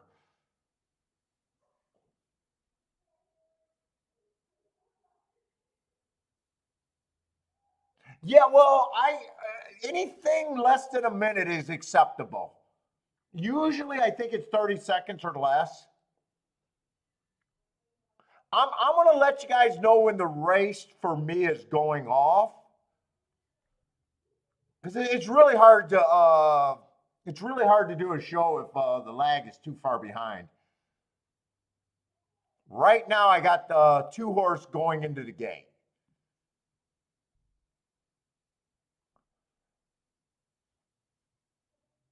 Shake up versus jockey weight.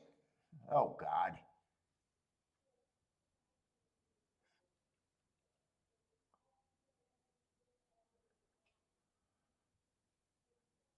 Let's see, 8's a big favorite, but what that price is just completely wrong.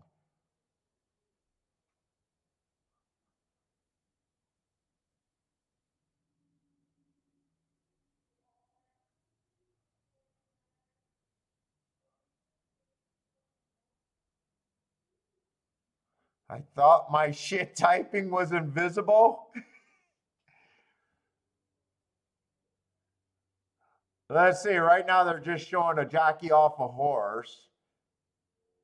It looks like I'm so distracted that I'm not really. I think the 9 just got scratched.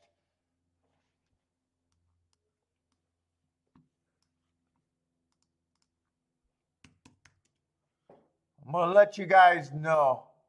Okay, the lag isn't that bad. Doesn't affect the show. Okay, it's just trying to figure out who's answering my questions and who's just chatting.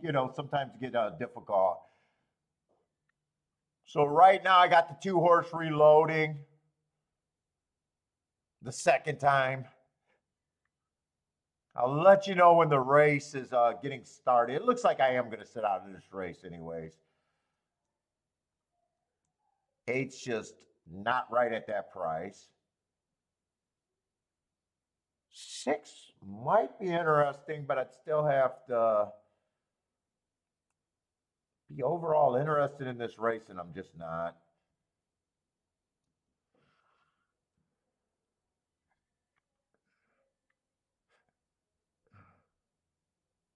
At 8, I'd say probably should be the favorite. He's just severely overbet.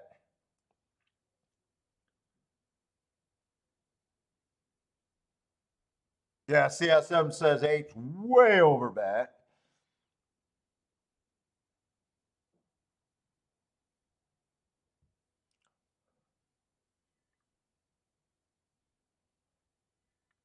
Seven just loaded. Now the 8's loaded.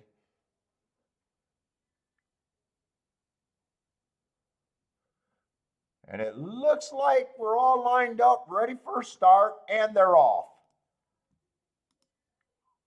So I'll tell you when the race is over and we can figure out if I got that bad of a lag. I don't think I do.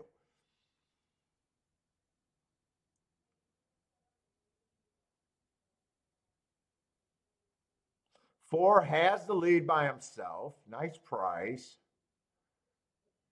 8 stalking.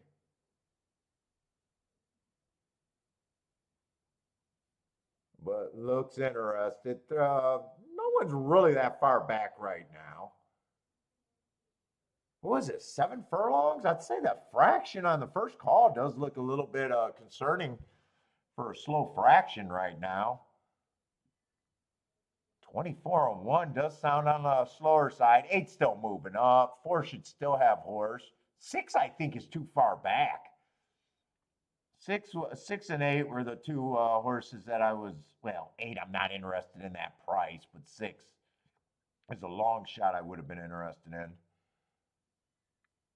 in. 8 slowly getting the lead. I think 4 still there. The pace is slow. 7 still has a shot. 6 is coming, but the pace is way too slow. 8's finally working his advantage.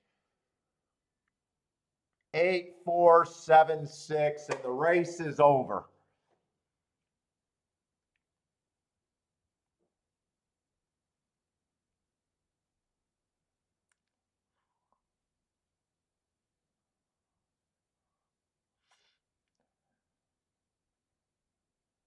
Yeah, 30 seconds off, that's normal.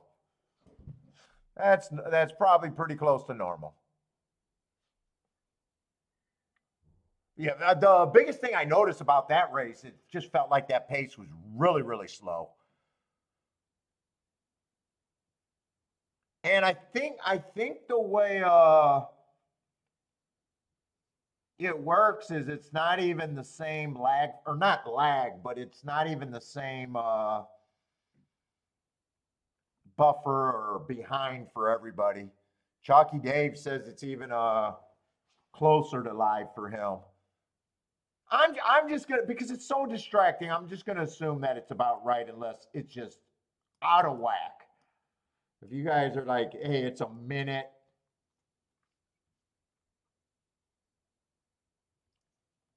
But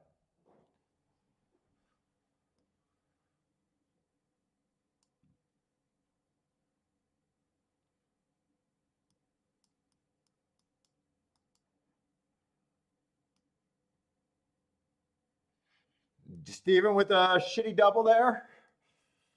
The shitty double hit. 48-3.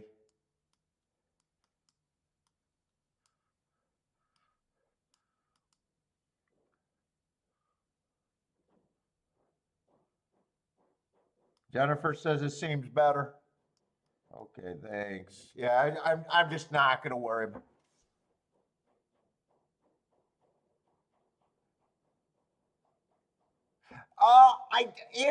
If it is a problem, I don't think I can do anything during the show. I'd have to cut down because I don't fuck around with my streaming settings. There's things to change the bit rate. But usually when I have a problem, I just shut off and restart and hope that it's just my provider. Technically, if I've been streaming 700 episodes and we almost never have a problem, I shouldn't have to be, messing around in the settings. It's more likely if it's on my end, it's coming from the Wi-Fi provider, me being slower traffic today. Would be the best hope because I'm not that technical to, fix it. But there is technically different settings that I could do, and but I definitely can't do it during a live show.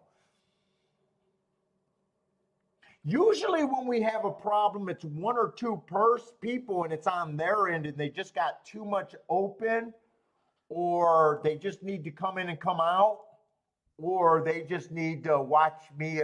But today it seems like we got more people saying it, so I'm going to assume that it's on my end. Because usually we don't have this many people complaining.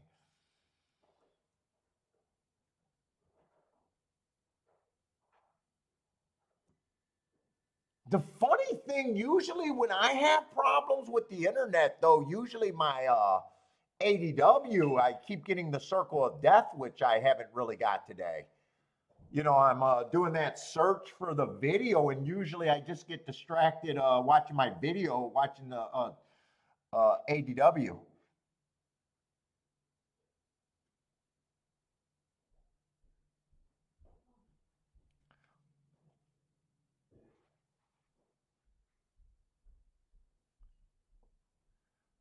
Let's see, Rex saying there's a high. Are you teasing me about my voice, or does my voice even sound?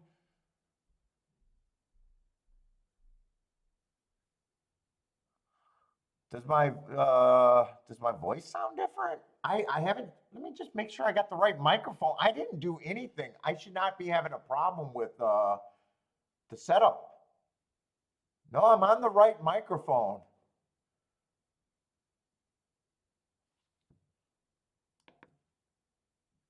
Robert says I'm good here. Yeah, it shouldn't be any different.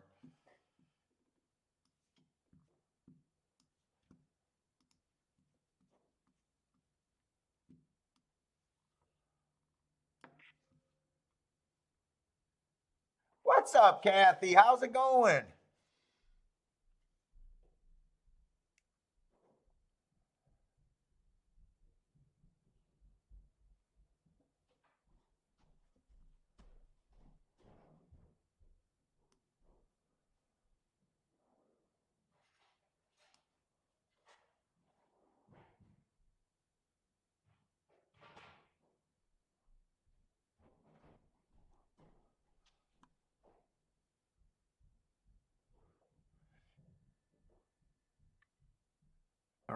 Rex is getting banned in here.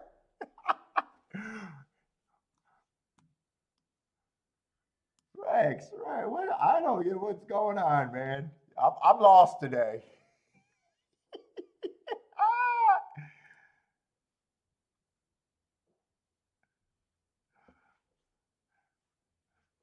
I don't know what's going on. You guys got me all over the place today.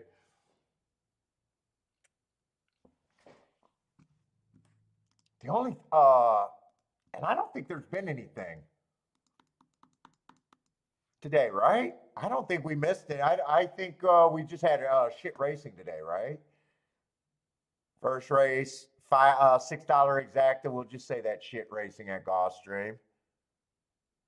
Second race, 18-1 exacta. Not that concerned about that.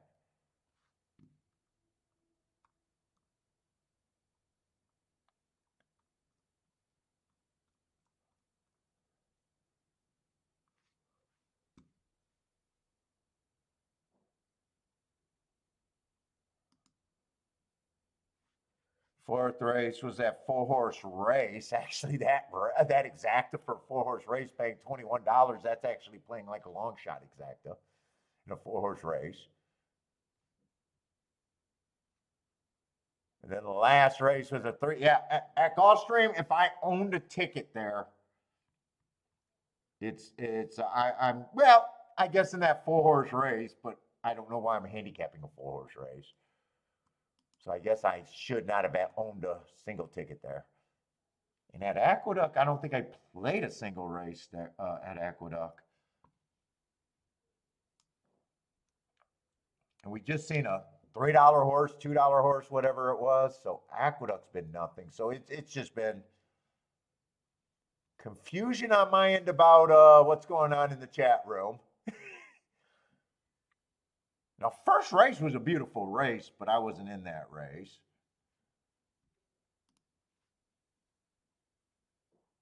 Second race was a 23-1 exact. I didn't even play in that. That was a race where I wrote down the tickets and decided not to play, even though the tickets couldn't have been played completely like that. But I could have hit that one if I played. And then an $8 exact the last race that I sat out. So just not too much going on yet.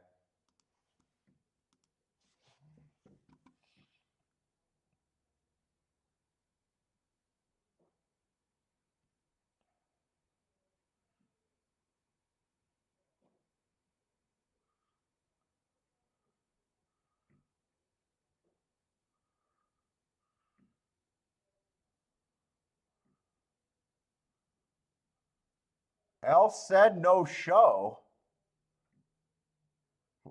He's on today, right?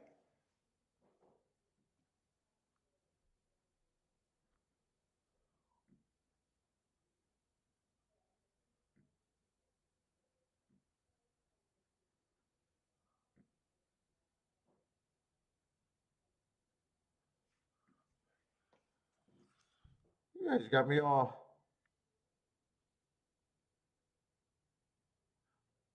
Rick says shit. Oh, is that tonight? He's not. Tonight. Oh, tonight he's not. Doing double duty, dude. That double duty got to be rough. That's too much. No, no Turfway Park show. I was gonna say, man, did you guys got them worked up? Yeah, dude. It is a lot of work to be on.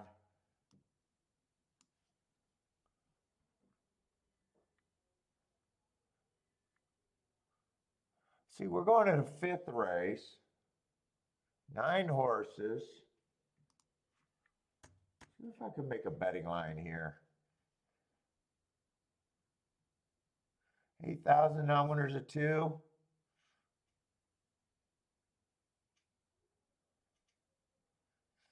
One's the favorite. 2 races ago, I got a bad rail day. I like the asterisk there, and he was going decent on the pace. And last race after that excuse, if you believe speed figure, he runs a top, but I still think that was a decent race. Stalking day, average 1 tick slower than the fastest winner, just missed. I probably don't got a problem with him other than price. I'll say it a million times. In a betting game, saying you don't have a problem with the horse other than price is a big problem.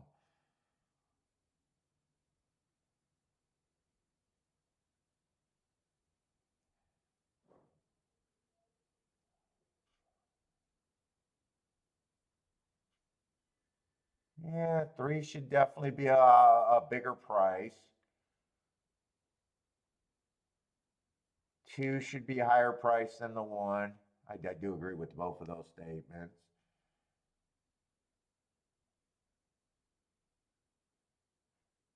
4 got an upside, but I don't like sprinters on going to the torpedo routes, but I still think he has a bit of upside. Just depending on what I come up with the prices here for me. 5 should be a little bit more of a price.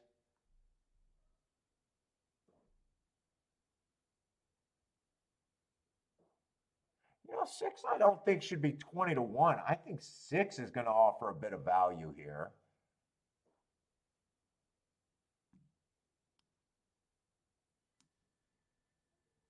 Seven should be getting a lot of points. I agree with 7 and 1 should definitely be the 2 horses taking most of the money, in my opinion.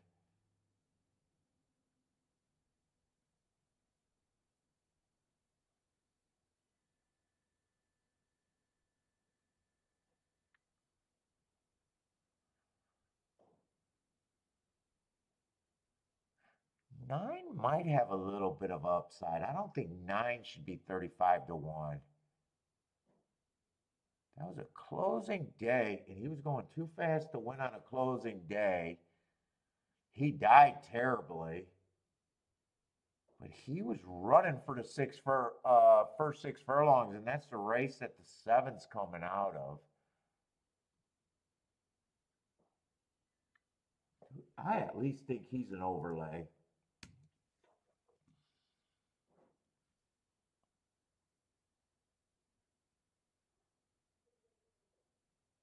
Eight, I'm going to be harder on the 8. 7 definitely gets points. 6 is just like the 9. I just don't think he should be at that price. I think 6 and 9 are both overlays to me and offer value.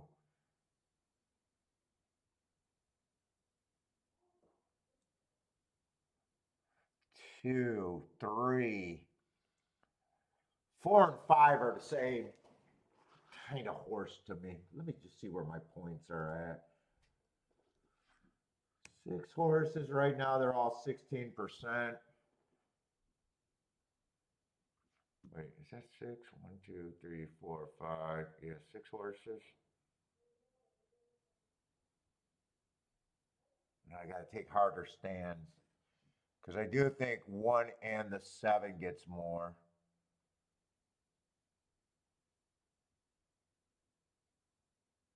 Why does that? Yeah, because there's 6 horses. You know what? It's not going to make much of a difference. I'm going to adjust him to 5%. He's still an overlay. I just think I need more points. And I still want those 2 horses to be overlays because if I do anything, it's because of the 6 and the 9 in this race.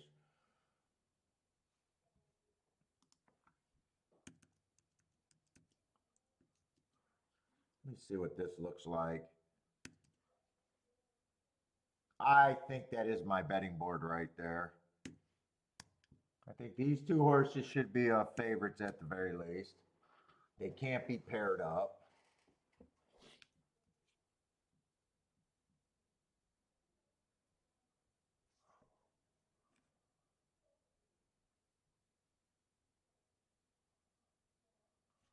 Oh, my video's starting to act up now.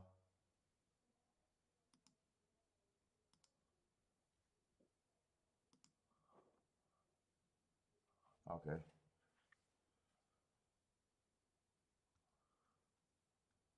It'd be probably better if I pick one, but let's see, it'd be 2 and 7.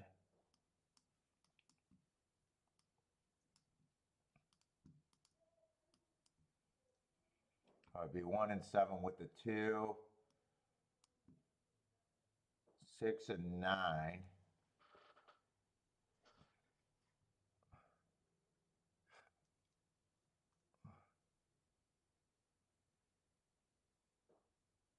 Booster thing for my internet. Booster thing for my internet.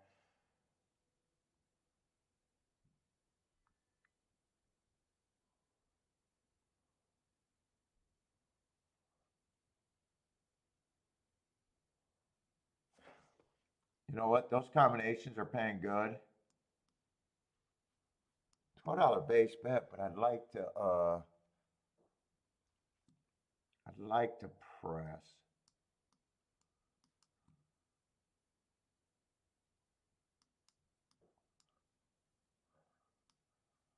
I think one of these 2 horses deserve to be.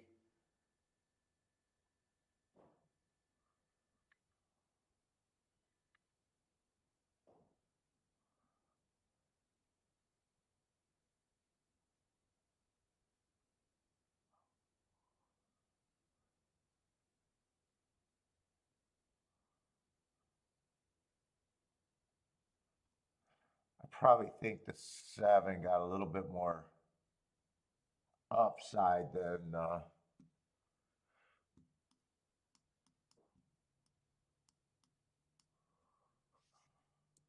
I'll press with the 7.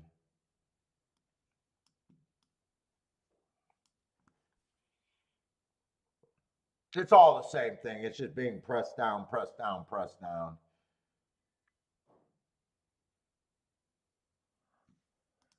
It's all basically the same starting point.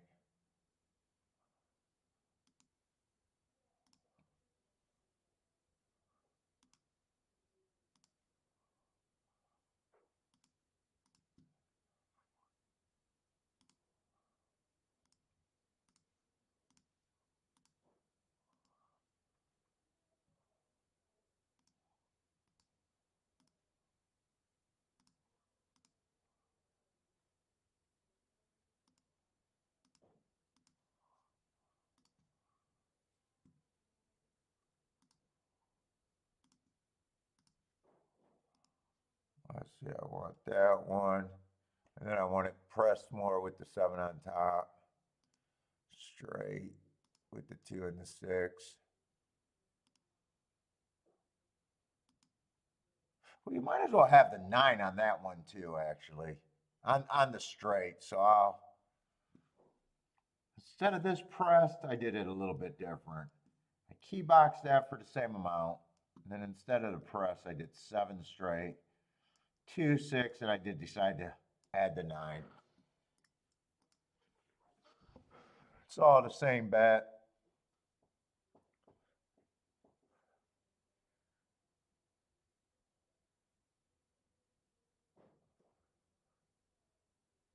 What's up, Elaine? How's it going, Elaine?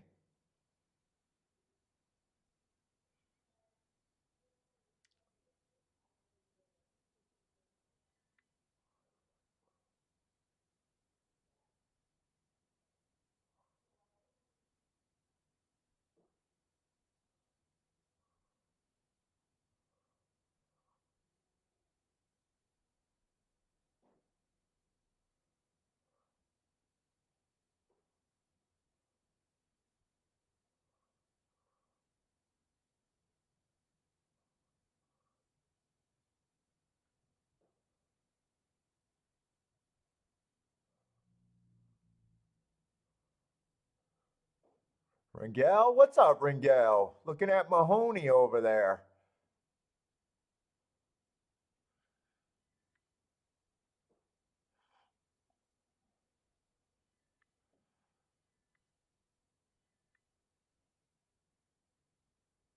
Oh, not for me. I am not a Michigan fan. I didn't watch it anyways. I only watch Michigan when they suck. Then I enjoy the game. I hate watching them when they're good. But Elaine, you like the Michigan game? Oh.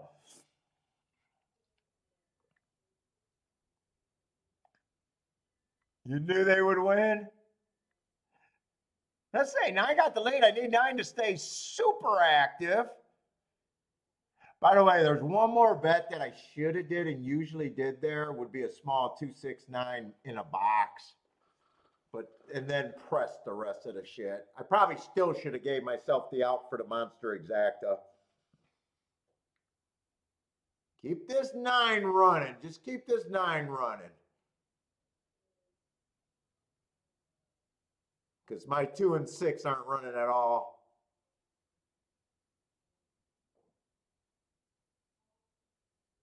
Nah, he's done.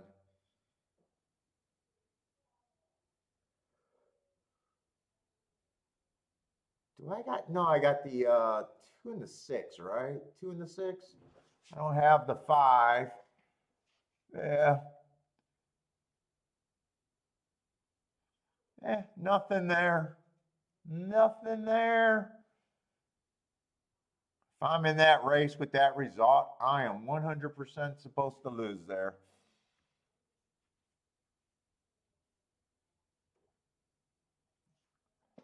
Easy money for Blair, though. 2-5. What is that exacta? Or no, 1-5. 9 to 1 on the exacta.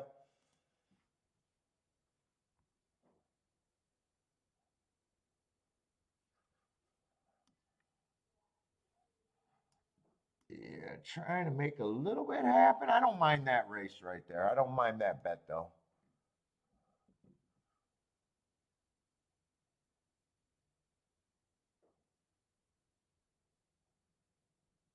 Thought the 1 and the 7 deserved to be chalked.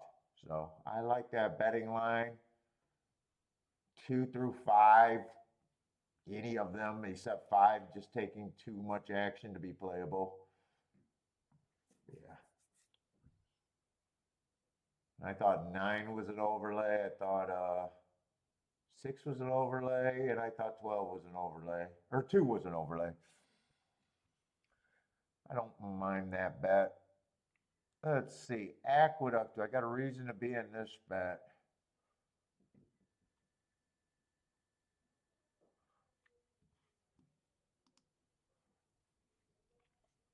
What are we going in the 4th race here? 7 horses.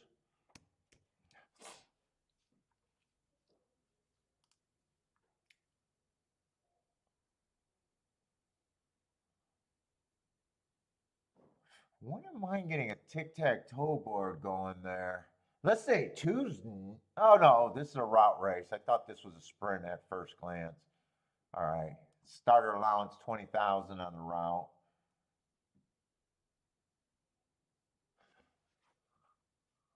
I want to look at my running styles real quick because I have not played Aqueduct for at least a little while, right? Maybe a week or so. Got first 6 post positions, speed and stalkers, fading closers. All right, pretty simple. What's up, Steve B? Speed and stalkers.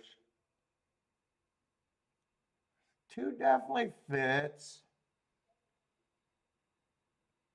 But he does get behind horses where he could be coming from too far back. I think that's his losing condition.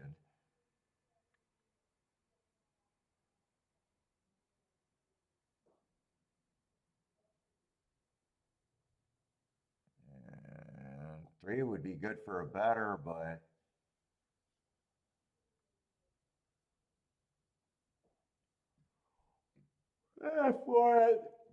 four at 3 to 1. Don't really care about 3 to 1s by itself. Same with the 5. They can both. I think they both deserve points.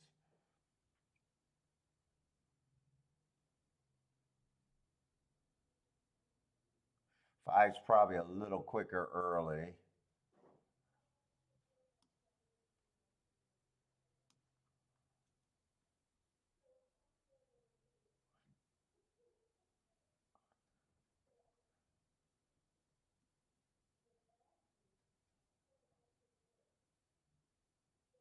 Yeah, 6 is just the next.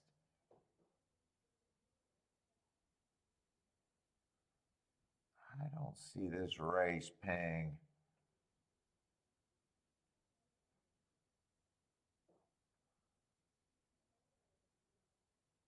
I don't see a real reason that I think this race is going to pay anything great.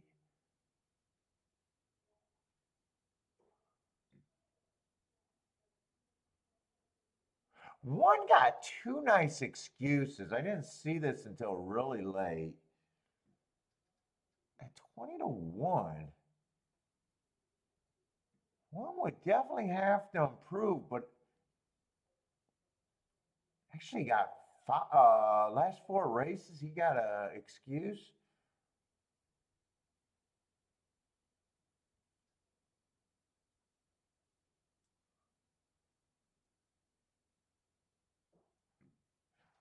I want to just write it down what I'm thinking, but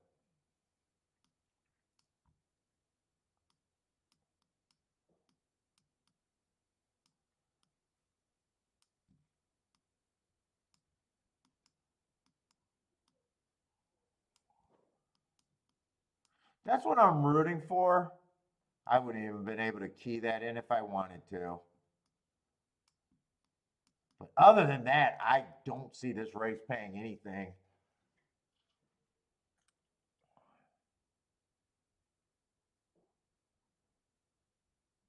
Any order of 2, 4, 5 in the first 2 spots is just death. I want to see if this one can improve. Well, 7 actually. I wasn't expecting 7 to get the lead over to 5. Let's see. I thought 5 was almost going to be lone speed. Who is this 3? Or 7?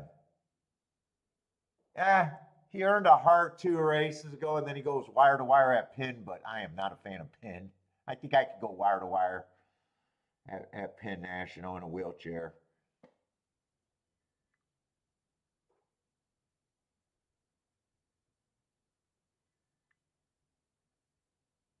Boy, they're really stringing this field out. We'll see. I mean, 7's giving them a chance to be there. I'm leaning towards 7 collapse, but that might just be because I wasn't going to use them. And I'm just rooting to be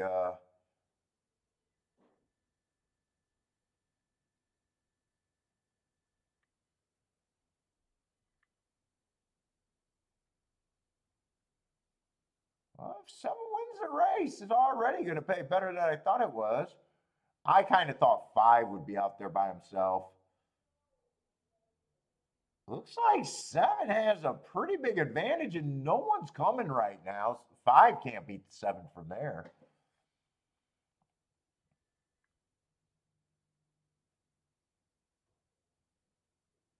Yeah, we got a heart horse going, winning. Well, I wish they didn't run that damn sorry ass Pin National. That was what got me where I was like, yeah, I'm not even there. And it ended up being a way better race than I thought. Yeah, I could see people having the 7. Let's see, CSM 1 and 7 to win. Okay, nice job. And then he keyed the 5. Might have even got the exacta if you keyed the exacta both ways.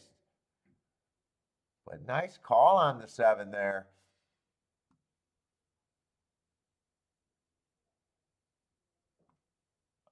Steve, not too much. I think I only made 2 $20 win bets, and that's it today. Other than that, I sat out. I even sat out that race, right? I wrote down. I knew what I was cheering. Yeah, I sat out there. Oh, Charles with the boom, 11 to 1 on top. Oh, Gas got it too. Okay, nice call, Gas. At 6 to 1, so that should have been that's definitely a nice bet based on that.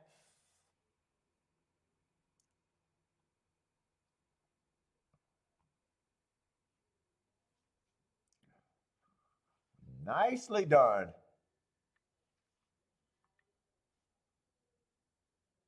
I don't have a real problem with it. I really don't. He got a really nice mark 2 races ago. I wonder if I could have got around that Pin National. Pin National is such a bad place. It's hard for me to get around there.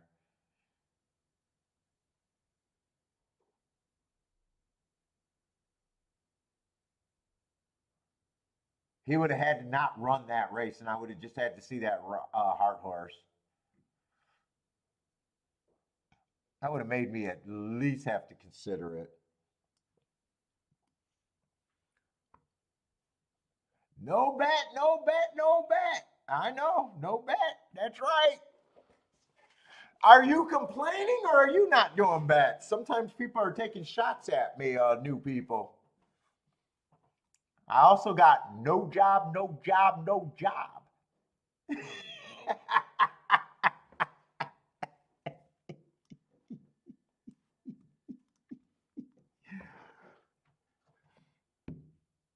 Trump card, motherfuckers.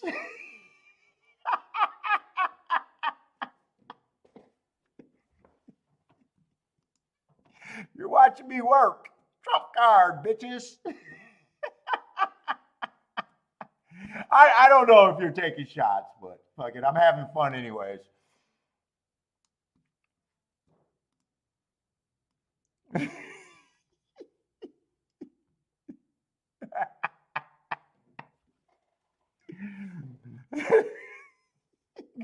Greg's laughing his ass off.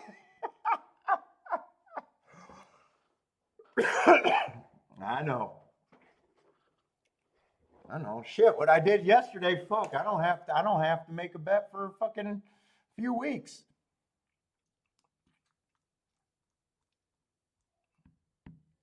I don't come to a track to be a hundredaire. I'm not trying to be a hundredaire. Oh my goodness.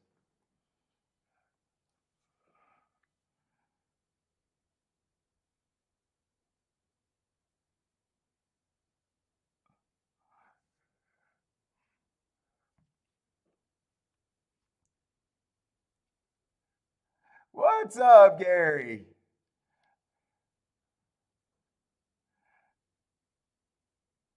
Is that winner or whiner? I can't tell if that's trolling or not, but I don't take shit either. And I'm quick with the trigger. But, you know, if people are in person, I'm quick with the trigger too, so. I'm just quick. I'm just quick, man.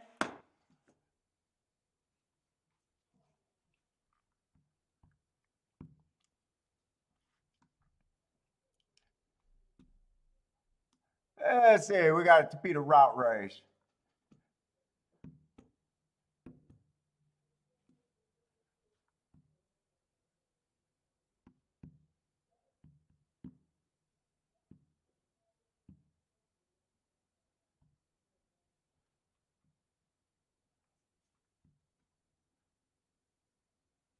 Let's see, CSM is what's a starting bankroll? I don't get a daily starting bankroll either. I don't get that concept.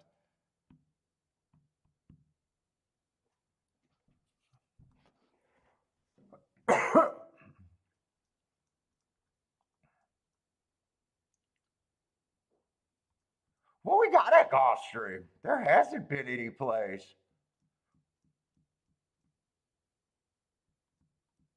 I mostly want the dirt there. Not all rich. You should be. It's unlimited income. You just got to go get it, CSM.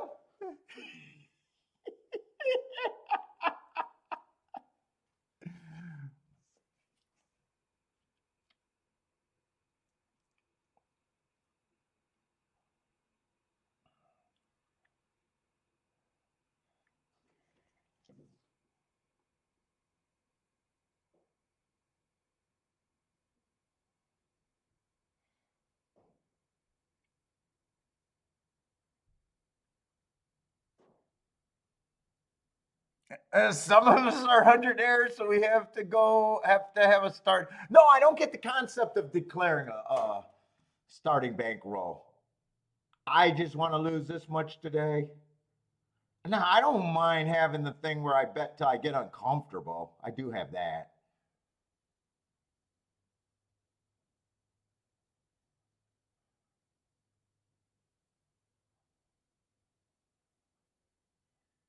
Oh, Lloyd, is he saying? Is he?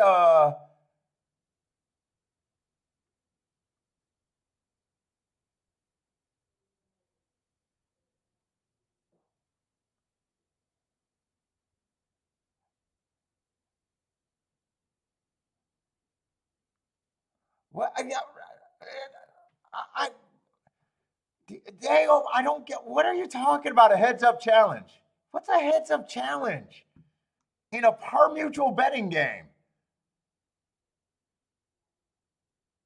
What's up? Wait, I don't get it because I might be tired, but there's nothing that annoys me when someone says, let's do a heads up challenge in a betting game. And what?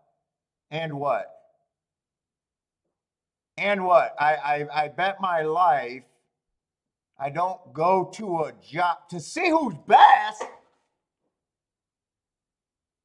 Motherfucker, the only way you can do that is show me that you pay taxes at the end of the month. What's a betting challenge? Show me you pay taxes and you fucking don't work. That's the dumbest shit I've ever heard. I mean, honestly, that's the dumbest shit I've ever heard. When guys that say they're good at gambling says, let's have a day, a week, a month, a year betting challenge to see who's it's like you would never see that in any other professionals. You see two doctors, they're both professionals. Well, I make more than you. Well, let's have an operating contest tomorrow. No, you both got good careers. Gamblers just I'm sorry, but man, I'm going to lose my shit if I keep hearing I need a betting challenge. I'm going to lose my shit if I hear we need to have a betting challenge.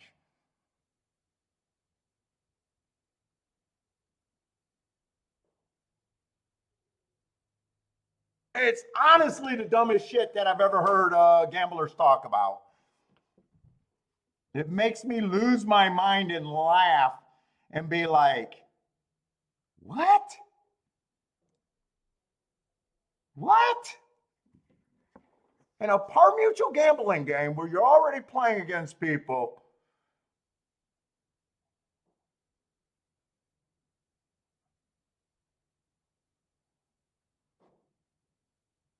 But to show different approaches.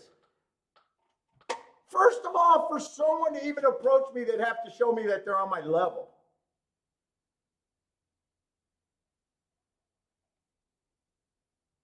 I mean, serious, long term.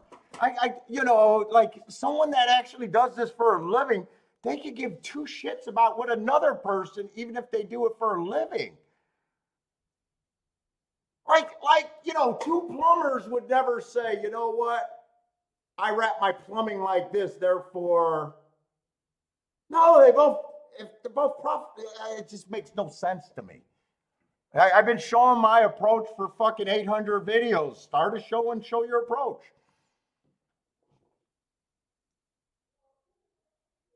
I don't get it, man. I might be in the wrong mood right now to I might be in the wrong mood on that right now. But I just keep saying, let's do a betting challenge. And I'm like, fucking betting challenge? That's the silliest shit I've ever heard in a gambling game.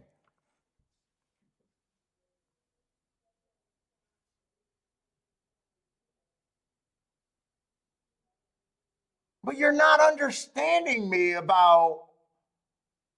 I'm done, man. I'm done. I don't want to hear about it no more because it's the silliest concept to me.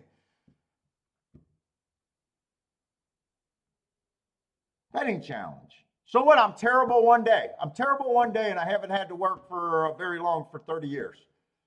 I'm terrible for a week. I had a bad December, but I haven't had to work for fucking 30 years. Okay, my approach is shit. I'm sorry, my approach is shit. Someone's going to come out the internet and tell me they got a better approach. What the fuck do I care?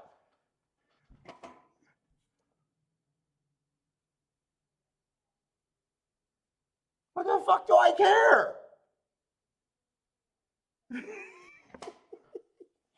If I'm happy with my life, I'm happy with my life.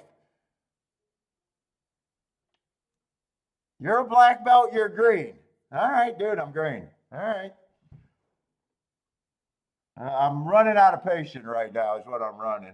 You want to, all right, you want to help me. Bye. I never heard dumber shit in my life, man. Honestly, I'm done. I never heard dumber shit in my life. I want to help you be successful in a game that you play every day.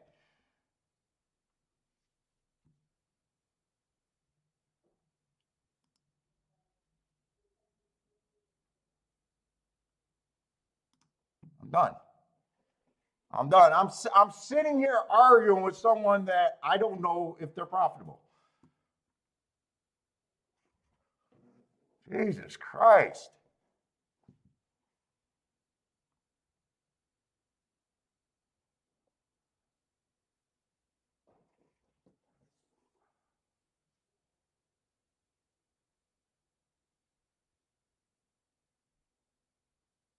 I mean, he could be putting up picks. Last time I seen him do a super, it was all fucking horse. A super got to pay fucking $2,000 for you to fucking break even on a 12-horse fucking field or whatever.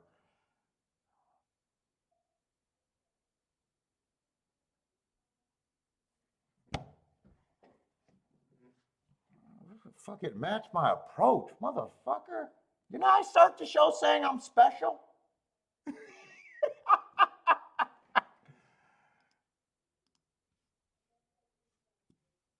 I do this. What the fuck?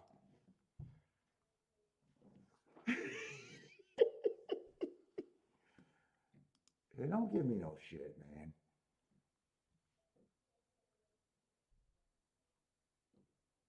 Jennifer, fuck it. I mean, I got 800 episodes. He's in the fucking chat room every other day and fucking talking about betting challenges. What the fuck are you talking about?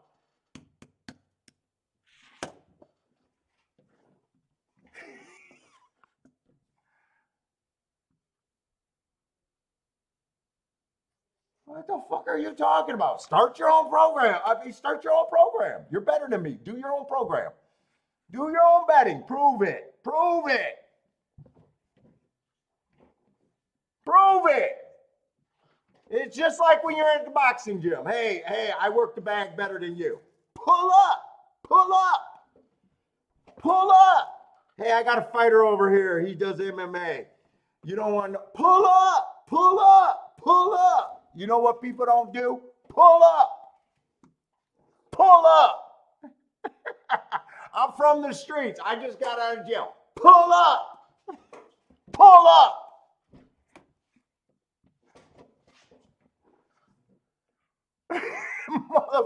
Motherfucker. I got a black belt. You got a green belt. Pull up. It's the exact same thing. My whole life been nothing but pull up. Everything I do, pull up. People in the chat room want to tell me they're fucking good. Betting challenge. Have you guys ever seen him put up a bet?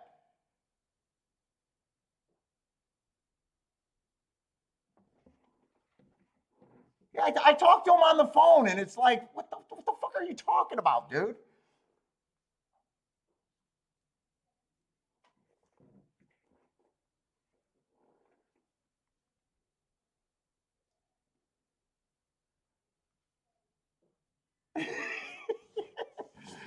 Meanwhile, every guy on the internet talk about they can fight. I go to every boxing gym and every fucking fight gym every time we go on vacation, and there's 5 to 10 guys at every gym.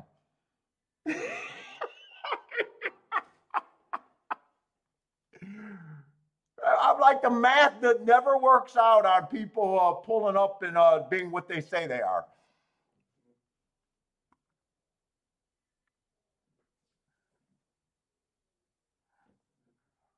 I got a black belt. You got a green. What the fuck you talking about? I got 800 shows.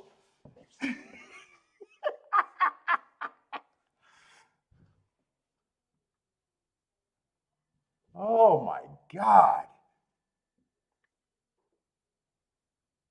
I got my approach. Fuck your approach. I don't give a shit about your approach. Why would I adopt your approach if I'm what I say I am? Oh my God, I'm profitable. Oh, your approach. Oh my God, I'm going to jump over there. Says no person with an edge at any time. They'd be happy with their fucking edge.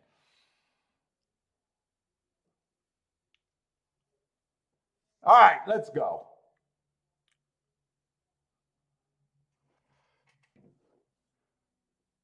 Belts. Easy fucking shit.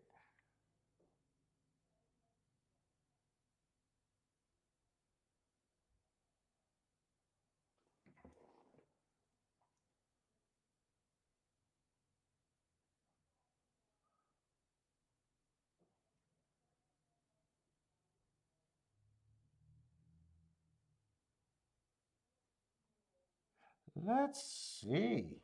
So far, the races, so far, the longest shot we've seen today was 11-1 shot last race. Other than that, I'm not missing shit. I see money want that to be a short. See, now I got new people and they're wondering what the hell is this show right now. I just tuned in today. The guy hasn't played much, and he fucking yelling at the people that are watching the show. Oh my God. What is this? What is this show? I don't know. Fuck, he's not, he's not showing me anything. He's just yelling.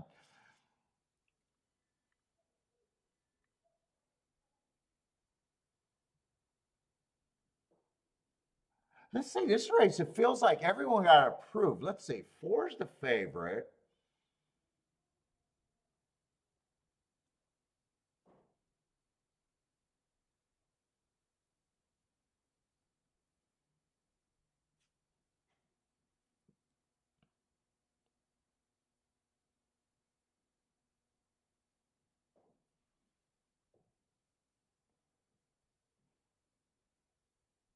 Dude, I don't think there's much difference between 4, 5, 6, 7, 2. That's the whole field other than the 5. Or wait, no, that's the whole field other than the 3. And 3 only ran 1 race against the box. I don't think I have an opinion that.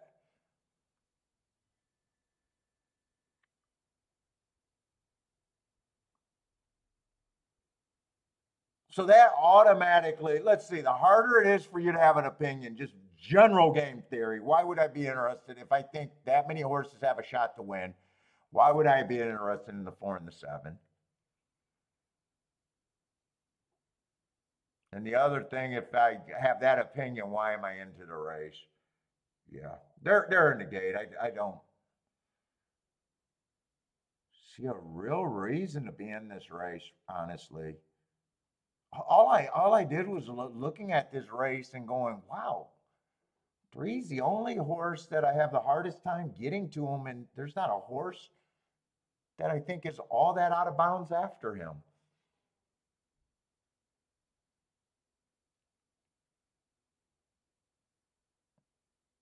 Oh my God, it's fucking hilarious. I don't get it.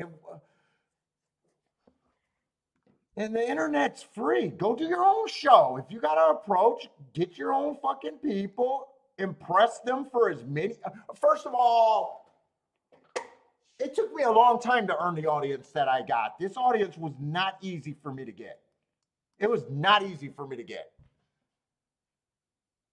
And just someone that just doesn't want to scrap like I did, even trying to get an audience saying, hey, I want to come on your show and have a betting challenge. Why? Why? It makes no sense. And I kept saying that and he kept going on. I'm done.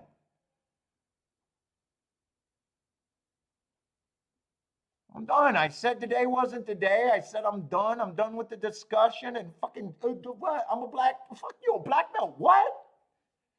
The fuck out of here.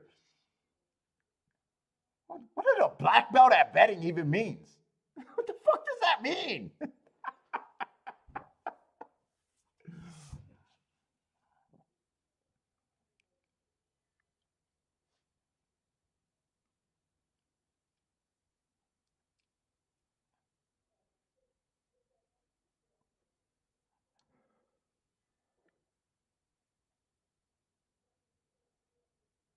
And this basically what that race looks like.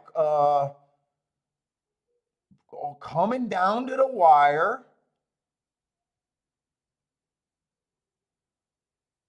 Everyone but the three had a shot. It did end up being the two favorites, though. I do think it ended up. Yeah, it did end up being the 4-7. And 4-7 is just a result that's not for me as a bettor. Yeah, Gulfstream's been really, really chalky today.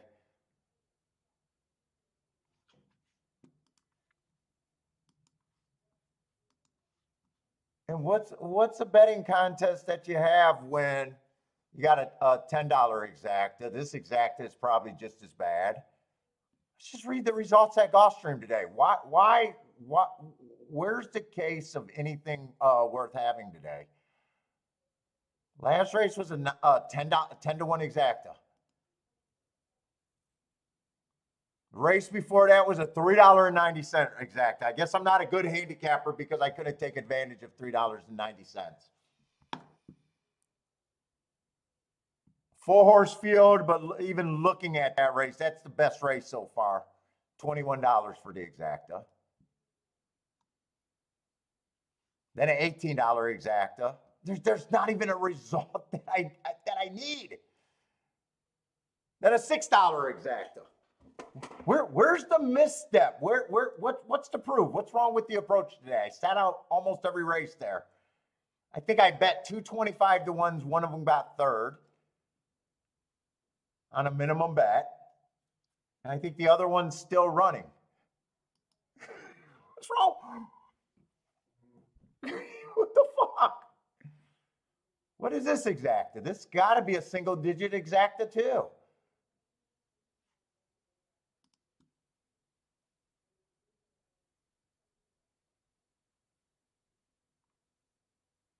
$4-7 exacta. What? I'm supposed to be eating these?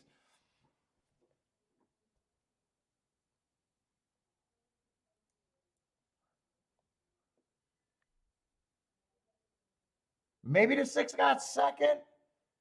That gets a little bit better. $15 exacta, but I'm not necessarily even supposed to be there. Horse Racing Nation?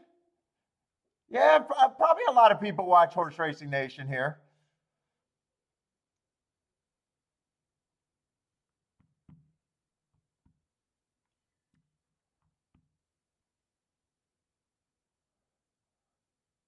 Shit, CSM, you rechanged my belief. 700 pennies actually make that sound a lot better.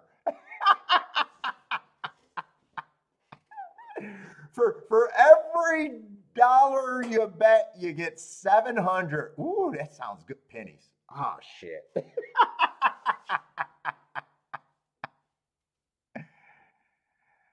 Yeah, quite a few. Nick, yeah. So every single favorite has won today. Pretty close. If it's not, if it's not the first favorite, it's the second favorite that's bet down, you know, pretty close to the same thing. Like maybe that first race at two at $6 could have been technically the second favorite. But yeah, it's just been too chalky.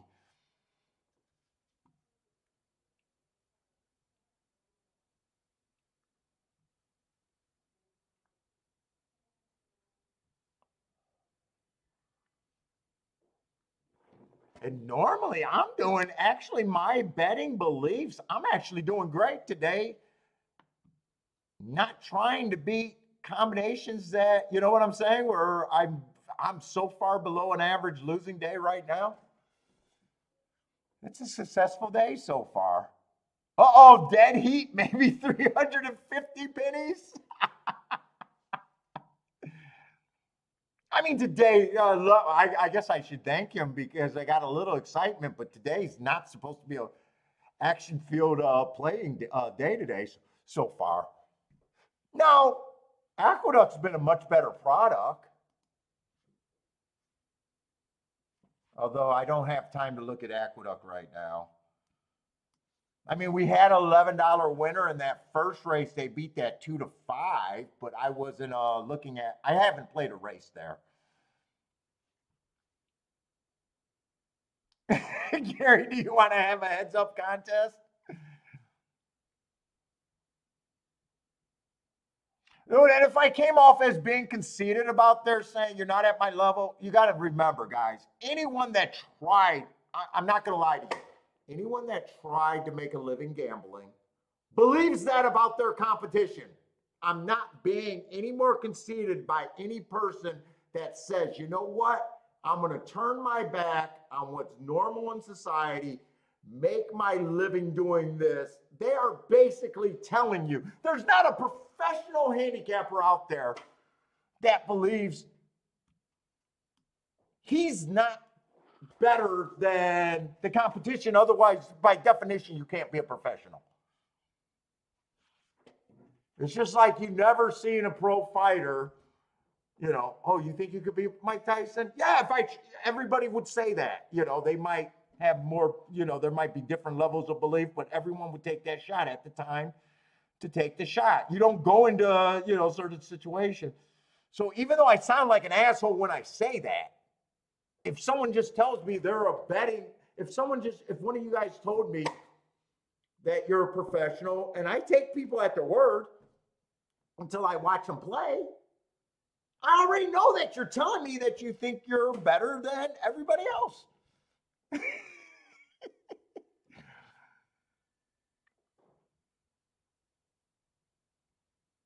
Because otherwise, there's no way you would take the risk and say, you know what, I'm going to go and do this every day. You got to have disregard for what, most of the people are doing at the racetrack to even function in this game. Jennifer's just the purple belt. So don't take me saying that as all that much, because fuck, I'm already saying that. And if you're trying to compete and you're doing it at a high level, you're saying the exact same thing I am.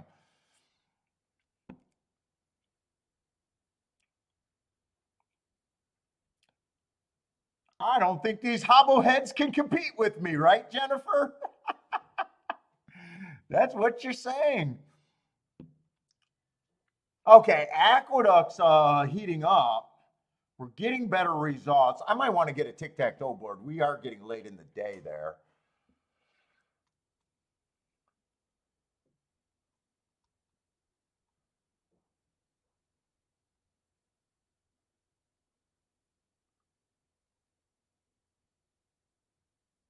Oh, I'm looking at Gulfstream's form going.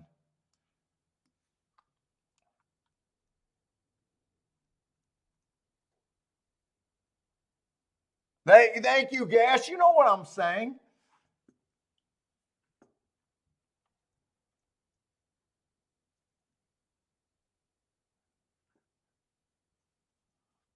Well, that's probably why so many people are stuck too.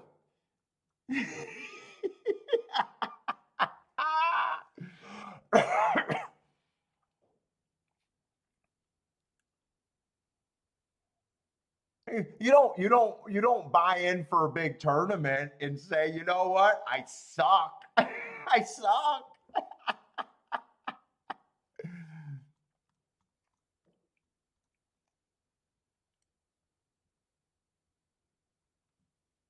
I got no chance, but I'm doing this big buy-in.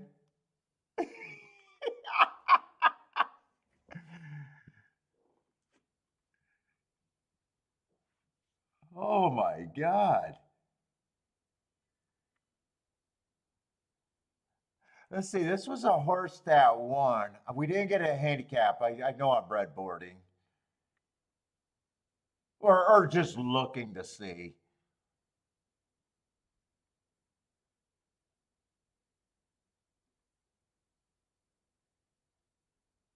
I don't know if there was scratches there.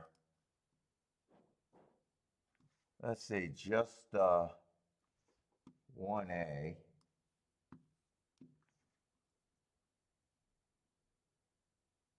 Three would have been the favorite there.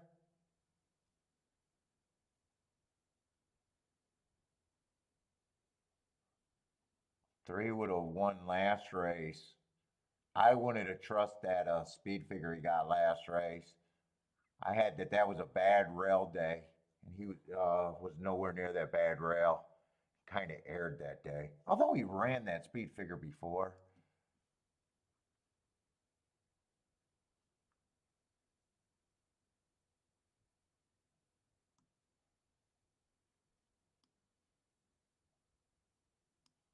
Their speed, he looks cheap.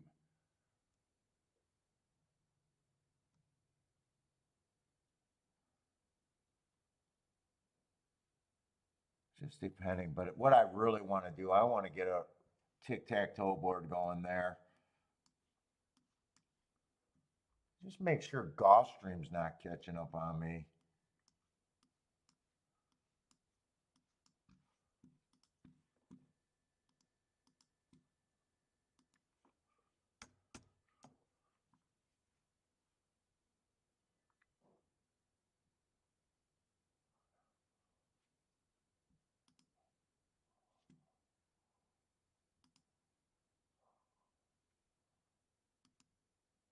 How did that 9 just win? I didn't really get, I probably should be watching that race. Let's see, 1 won the first race at a big price.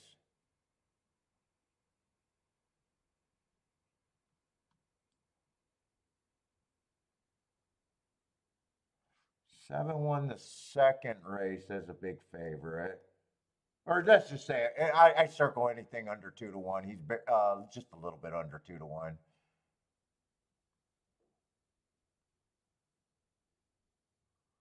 3 won the third or 7 hole. 8 won that race from the 7 hole stalking, giant favorite, 40 cents on the dollar.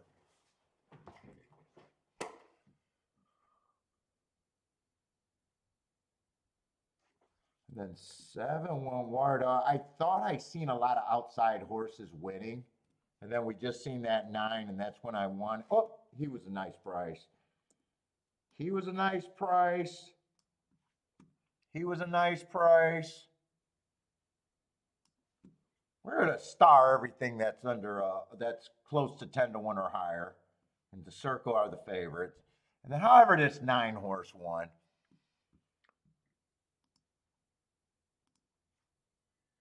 Oh, here, I'm going to be able to see the replay right now. He was way back on the turn. Yeah, I see him right now. He's pretty close to being a closer. The farther back, like everyone else, it gets harder for me to judge. He's a deep stalker right now, borderlining a closer.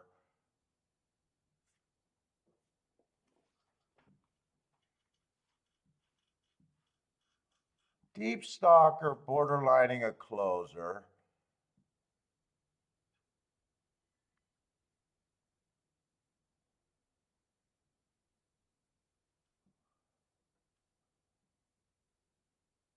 And other than the first race, where a 2 to 5 just kind of, I don't know if he got pulled up.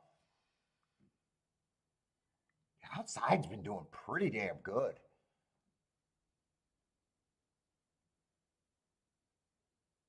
What was that race? Was that a sprint or a route?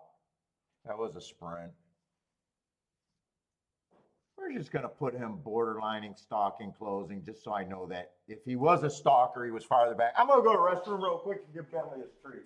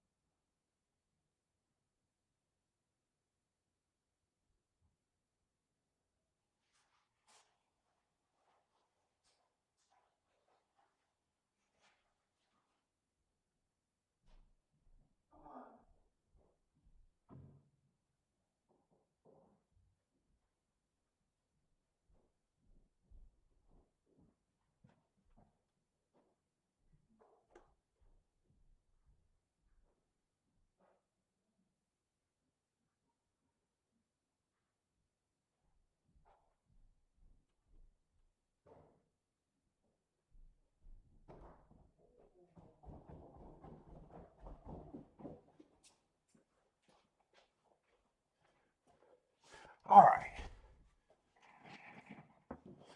So it's been speed and stalkers. Aqueduct's been much the better product today.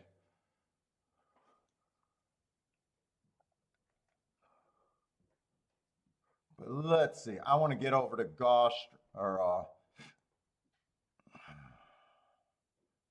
to give myself enough time because I got to get grounded again.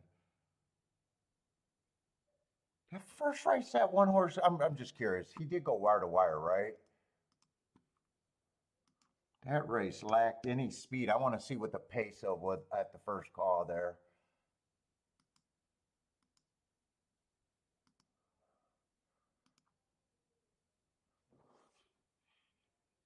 $22-4, $46-2.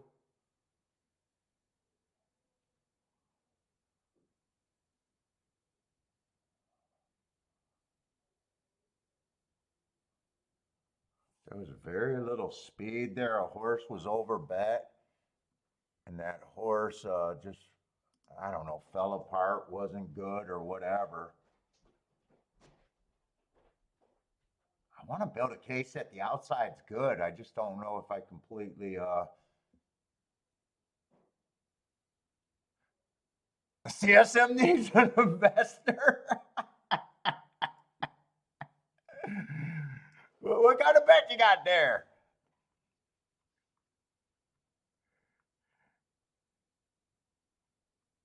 What's up, Rennis Do? How's it going, man?